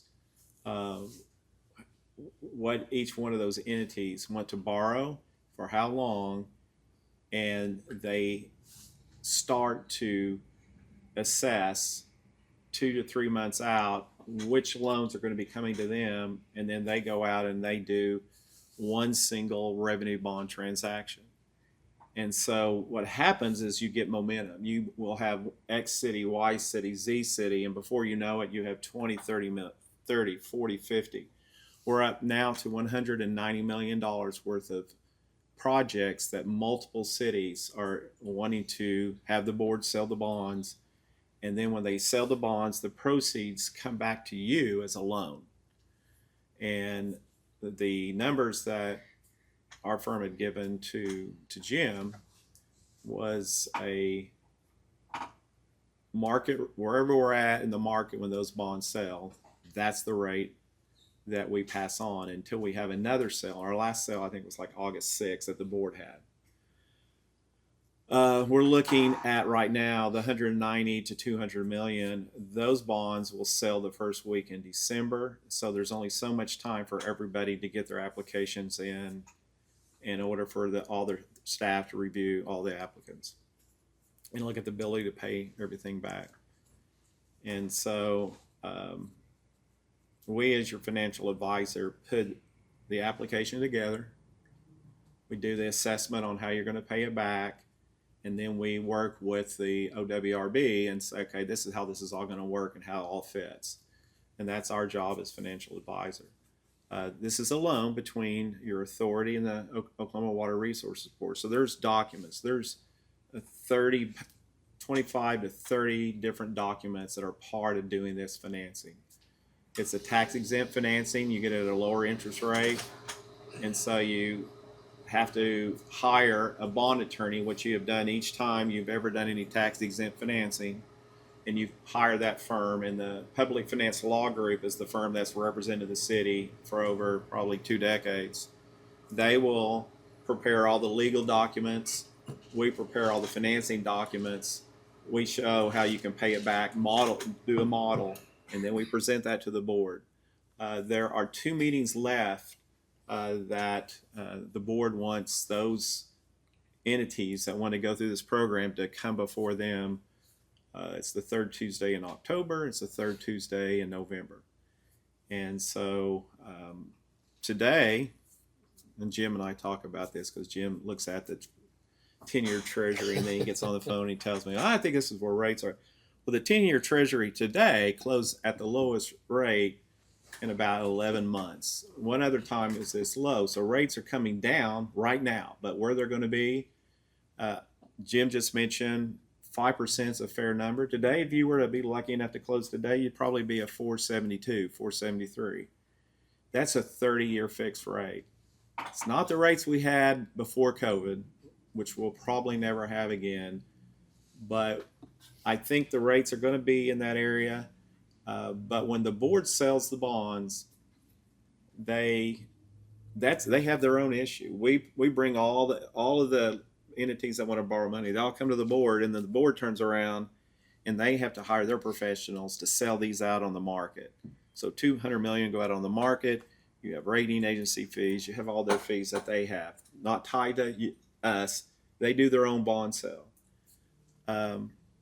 Those costs could be $250,000, $300,000. But the more entities that are involved, the more principal that's involved. Hypothetically, I gave you $200 million. If you borrow 5, then all those costs, the board, they pass on to all the borrowers, but they pass it on pro rata. So you would only be 2.5%. So if the total costs are $300,000, your share is $7,500. Now, if you went out there on your own, there are certain fixed costs you're going to pay. You'd have to pay out of pocket that would not be $7,500, would be close to $100,000. And so that's why when this bond discussion and that they're going to have a sale and it just gets bigger and it starts snowballing, we get with our communities and say, if you're ready, it might be a good time for you to go. And so, like Jim had stated, in order to take on this kind of debt, he had mentioned having a 10% increase in your rates. And we helped prepare a model for the city about a year. God, seemed like About a year ago. a little over a year ago, and they put into play in June. Yeah. And we helped you in the spring of 24. So our job is to be a full picture representing you to the board, and be glad to answer any questions you have. That's about as short as a discussion you're going to hear from me. So. Any questions? That was a lot of information. So I have a question in regards to the 10% increase. That's in addition to the rate increase that we did last year, in addition to the increase that we did earlier this year. Correct. The increase you did earlier, this was at a CPI increase. 2.4%. And that 10%, one of the things that John and I talked about, we could implement it in January, or we could wait till the next fiscal year in 26, because we've generated enough money with the rate increase we did last year to cover that 6-month window. I guess all of you, except for maybe one, is very familiar with the plan and everything you guys have to take on, and so obviously the 5 million come into play. You're just The 5 million is the capital projects. Is the 5 million based off of? And maybe you were just going to say that, so I apologize. But You're all right. Are they based off of the needs of the project, or are they based off of our loan ability? No, they're based on the projects. So one of the challenges we have is if we get this money, December 31st, we have to spend it within 3 years. And so as the mayor and I talked, and I talked with John, he says, you got to be careful because there's arbitrage that comes into play. If you can't get these projects done in 3 years, you got to. yeah, so you don't want to go on and borrow 15 million and get $5 million worth of projects done in That's in correct. 3 years. Yeah. So we puts a really restriction, so believe that even if you can borrow more money, you have to make sure you can get those projects done. Yeah. That's And Uncle then- Sam. and then- I'm telling and you how that. often can we go to this bonding or whatever to get additional funding? How often does that happen? Meaning, if we get $5 million and we finish the $5 million in 2 years, we want to start the next $5 million. So long as you can show you can pay it back, you can go back out every year. I mean, they're going out constantly. Yeah. But I mean, half of your 5 million essentially. I don't want. Go ahead. Half of you're doing planning. You're looking at SSES on your sanitary sewer evaluation study. You're looking at both your water and your sewer. Mm-hmm. Telemetering, I think it was in there, wasn't it, Steve? Oh, SCADA. SCADA. Yeah, I'm SCADA. sorry. Yeah. Wow. You bring up skating. We've talked about that. For 6 years, we've been talking about skating. I know. 6 years. And Travis is going to talk about his project dealing with the headworks. We're hoping that we can put something together to convince ORWB to release that 1.1 million that we never spent on the sewer plant, and trying to get that addressed, as well as our THMs and some other things. So that may free up some money that we didn't know we had, and that's at 1.88%. That's just sitting on the table. That's great money. We really believe that this 5 million, and I'm with you, Kyle, in 2 years, if we get those projects done and they're on the table, let's go borrow another 5 million, in chunks of 5 million as opposed to, 19 million. So I think it's more palatable for the public to digest. Right. So do you add anything more to that, John? No, I mean that's what we provided was just chunks, and then you reassess. And you continue to reassess, and then say, all right, what can we afford? But at the same time, what can we not afford to forego? And so the model's almost out there. We just adjust it. A couple of years from now, you reassess. I'll show you kind of what it's going to look like. But you haven't heard. I know you've heard this before. You're not alone. Yeah. There's. Well, obviously they're going 200 million. Somebody's asking for 200 million. Yeah, some are asking for your size. Some are asking for 40. Some are asking for 20. But it's and the only other end of this is that when you close, the funds will all be deposited in a local trustee bank that you'll have those funds earning interest as you decide what you're going to do. And right now, as much as rates did come up couple of years ago, your still investment rates are fairly close to your borrowing rate. Yeah. And so that's what made it also is, if you were earning 0.5%, remember those days on your money, and you went out and borrowed money, and everyone said, well, you're borrowing a little early because you're paying 4, but you're only earning half. And you had that big gap. Now the gap's closer to this, so you get the money locked in and secure it. So.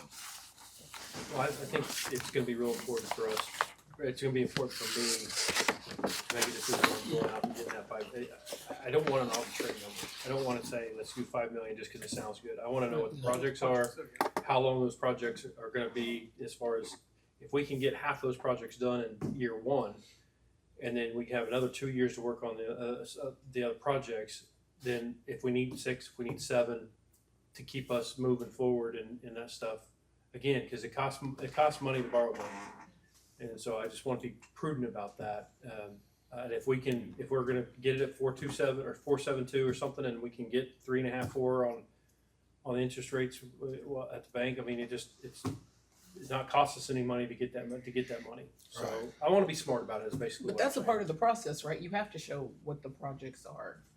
Oh, we have to lay everything out. We have a full blown. Yeah, absolutely. But Part of the issue though too will be what our resource availability is with our engineering firms. Right. And what they can deliver in the time frame right. that we have. Yeah, no, Connections. exactly right. Yeah. There's a lot of variables. just one main thing, Jim may address this.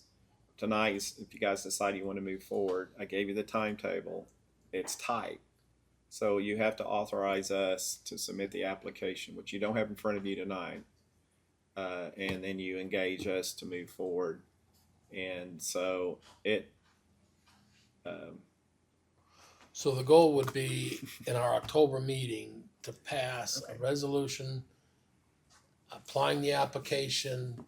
They'll get it in front of the board in November, and then they'll go out to bond in the first week of December, and we'll get the money probably by the end of December. yeah. So is there anybody not feeling warm and fuzzy about this?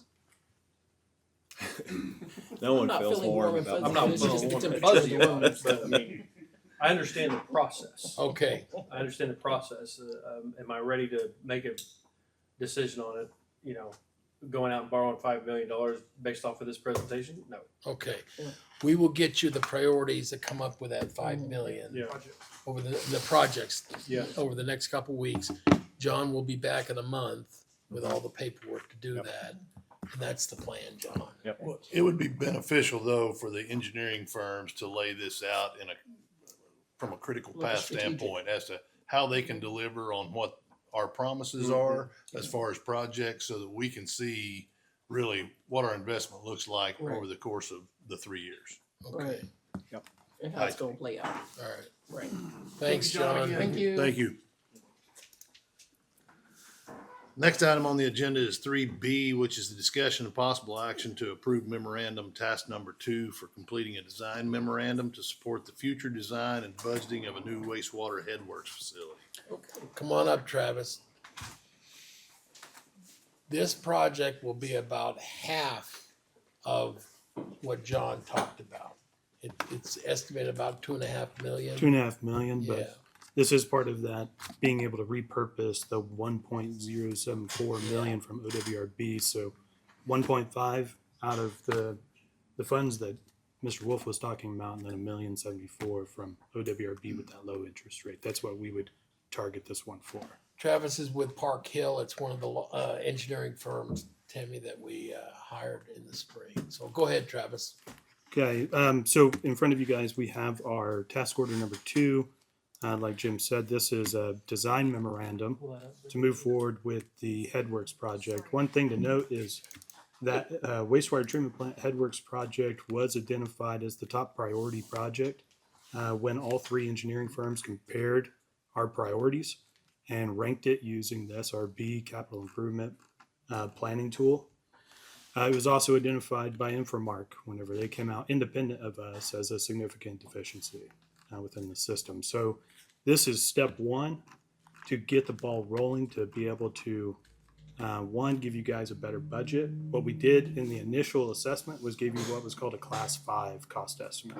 That's a conceptual number. Based on industry experience and best professional judgment, we think that's a good number for at least initial planning purposes. At the end of this design memorandum, we would be dialing that into a class 3. Class 3 gets you into a budgetary number. Class 1 being your best, that's when you're ready for bid. So over time, we would just be narrowing in until we have that final dollar amount, so we can expect on bid day what's going to come in. So the purpose of the design memorandum is multiple folds, right? This is use it for one, informing the commission on what the final cost is going to be, present alternatives for consideration through the headworks, the different types of headwork facilities that we can build. Ideally, we'd be presenting 3 options to you. But on top of that, you'll have the new cost estimates. You'll understand kind of what the options look like. But we could use this design memorandum to submit to WRB to start the ball rolling on getting those funds repurposed or reallocated to support the construction of the headworks. The third part of that is it would also be a supplemental document that would be submitted to DEQ for their review once we develop plans and specifications. That design plans and specifications is outside the scope of this particular contract, but this would be a supplemental document to those. So be used in 3 different ways, at least. What's your estimated timeline to complete task 2? So we have 120 days shown in the contract. Mainly, there's a 90-day actual likely duration. That gives us 30 days from commission approval to get our sub-consultants lined out. You'll notice in the contract there are 2 line items outside the design memorandum. We have our survey and the subsurface utility engineering. And the reason we're bringing that forward at this stage is because the lack of design documents that are available at the wastewater treatment plant, and we think it would be ill-advised to not do those 2 steps and try and complete a technical memorandum for you. Typically, you would do the survey and subsurface utility engineering at a later phase when we're developing plans and technical specifications, but there's too many unknowns about the site. And we want to make sure we understand what our challenges are going to be, because that'll help us really get your costs set appropriately. So 120 days till we're ready to have that in front of you guys for consideration.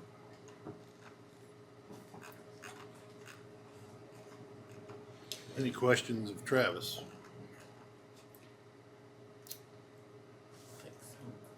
If not, do we have a motion?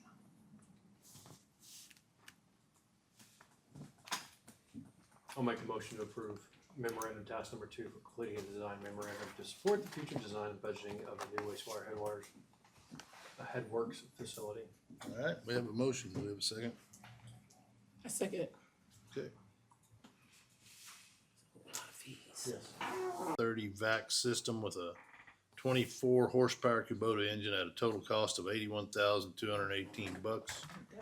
City's matching contribution will be $16,244. Mark, you want to come up? There's a picture of what Mark was able to acquire. If you've seen TerraStar, they have a big vehicle that does the same thing. This will just be a mobile unit. It doesn't have the same capacity as one of TerraStar's, but it's one that can be used in the electric department, the street department, the sewer department. And we're just fortunate that Mark was able to secure that grant, and our contribution is $16,244. We have to upfront the money up front before we get reimbursed, and that's why it's on the agenda for tonight.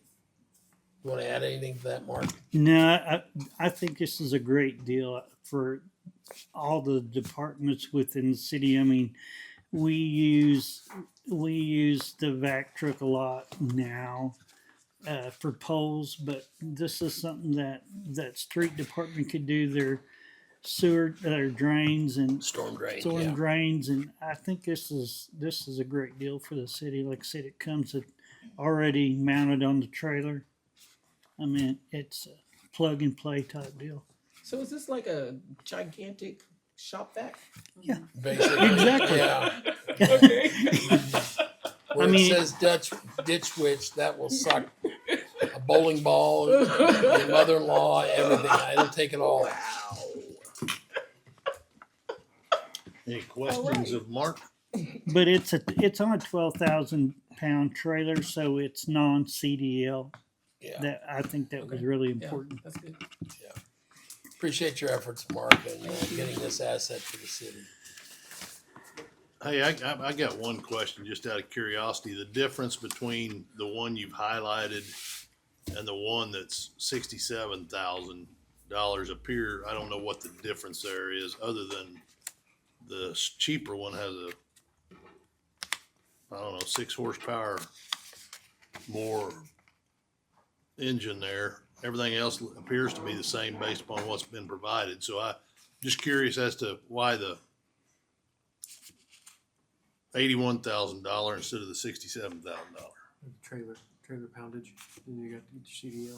Oh, No, it's one's not. 500 gallons, the other one's I'm sorry. 800 I'm sorry, I was looking gallons. at this one. Yeah, Well, they're both 200 gallon, 12,000 pound trailers, yeah, 31 800 horsepower, gallon. 25 horsepower. the 500. I'm just curious. Well, the $67,000 one has a larger engine, but it's. It does. But it's a Briggs, and he's looking for that, maybe that Kubota diesel. You'd be better off with Kubota diesel. A gas versus. Yeah, it is. I was like, I don't know, I just like that one better. Well, no, I I mean, didn't know. Is that what played into the consideration? I guess? yes, that Kubota diesel. I think it'll be a long-lasting machine. Were all of these that are listed available though, or that was the one that you could find? They have 2 of these in Perry, but the others are probably going to be 6 weeks. Oh, okay. So Would it's our- not a long. Would our $16,000 dollar amount change if we selected the other one? Is that where you're going with this? I was just curious. Yeah, Yeah. well, Well, yeah, it would. that's just a percentage. Yeah. But I mean, I don't know what the life of Yeah. a Briggs gas engine as compared to a Kubota diesel engine is either. I mean, I'd be more than willing to go back if the commission, if it's the elected officials want me to do. I mean, I don't have a problem with that. Well, plus we wrote the grant for that, so it's a grant. Well, I don't know how you we do trust that. your judgment. I think he just was wondering. Yeah, I was just curious. Right. I mean, Yeah. $14,000 difference. So None of us are about to power it, so. Right. Appreciate your efforts, Mark. Thanks, Mark. Thank you. All right, I'll take a motion. need a motion. Motion to approve item C. Second.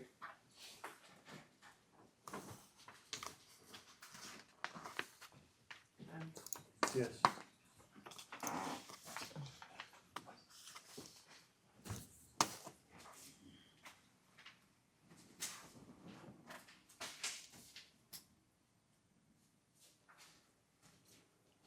It passed, sorry. Okay. Do we have a Make a motion? motion to for adjourn. adjourn? Thank you. Second. Have a second. I thought you were looking, sorry, Jeff. I was looking, but we're good. Jeff, Rock, did you second it? Yes.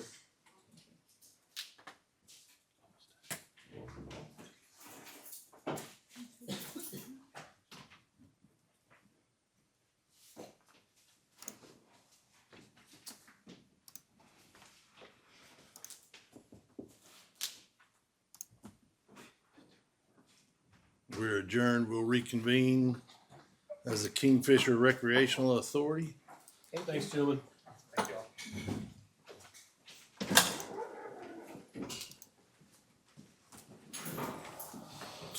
Item 2A, or item 2 is the consent docket. So do we have a motion to approve the consent docket? I make a motion, we approve the consent docket. Have a motion?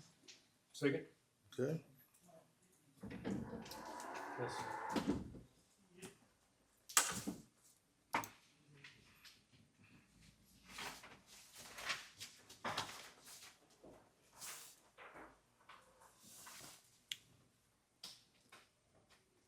Item carries, no scheduled business. So do we have a motion for adjournment? I make a motion, we adjourn. Second. Yes.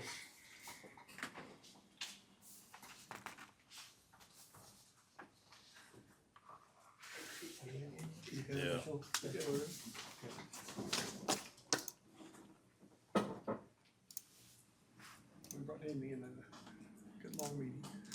We are adjourned. We'll reconvene as the Kingfisher Special Projects Authority.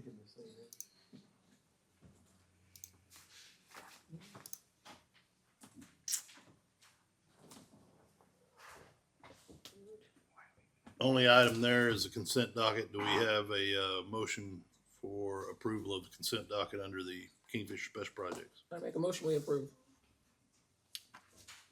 Don't get the now. I second.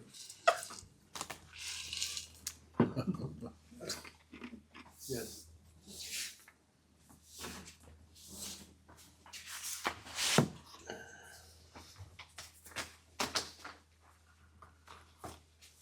That is approved. So do we have a motion for I make adjournment? a motion, we adjourn. Second. Yes. A little more emphasis. Okay, just know, in October, we're updating board docs, and you'll be a little bit more features, and you'll have a little more accessibility to vote, and you'll see everything. So just know, if you see an email from board docs or me, know I'm trying to roll it out in October, cause that would be a light meeting. If not, it'll be rolled out in November. If I can do. And so you will have, it'll be a totally different login, it'll be totally all different.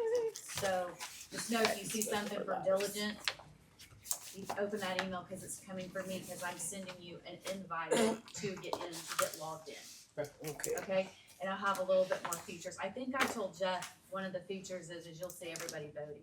You'll get to vote. I won't have any voting. I can manually do it for you, but you guys, I won't open it, I won't close it, I won't do anything. You guys will just go in and vote. Okay, that's cool. So it's very digitized. Yeah. So then there's some other features. I think you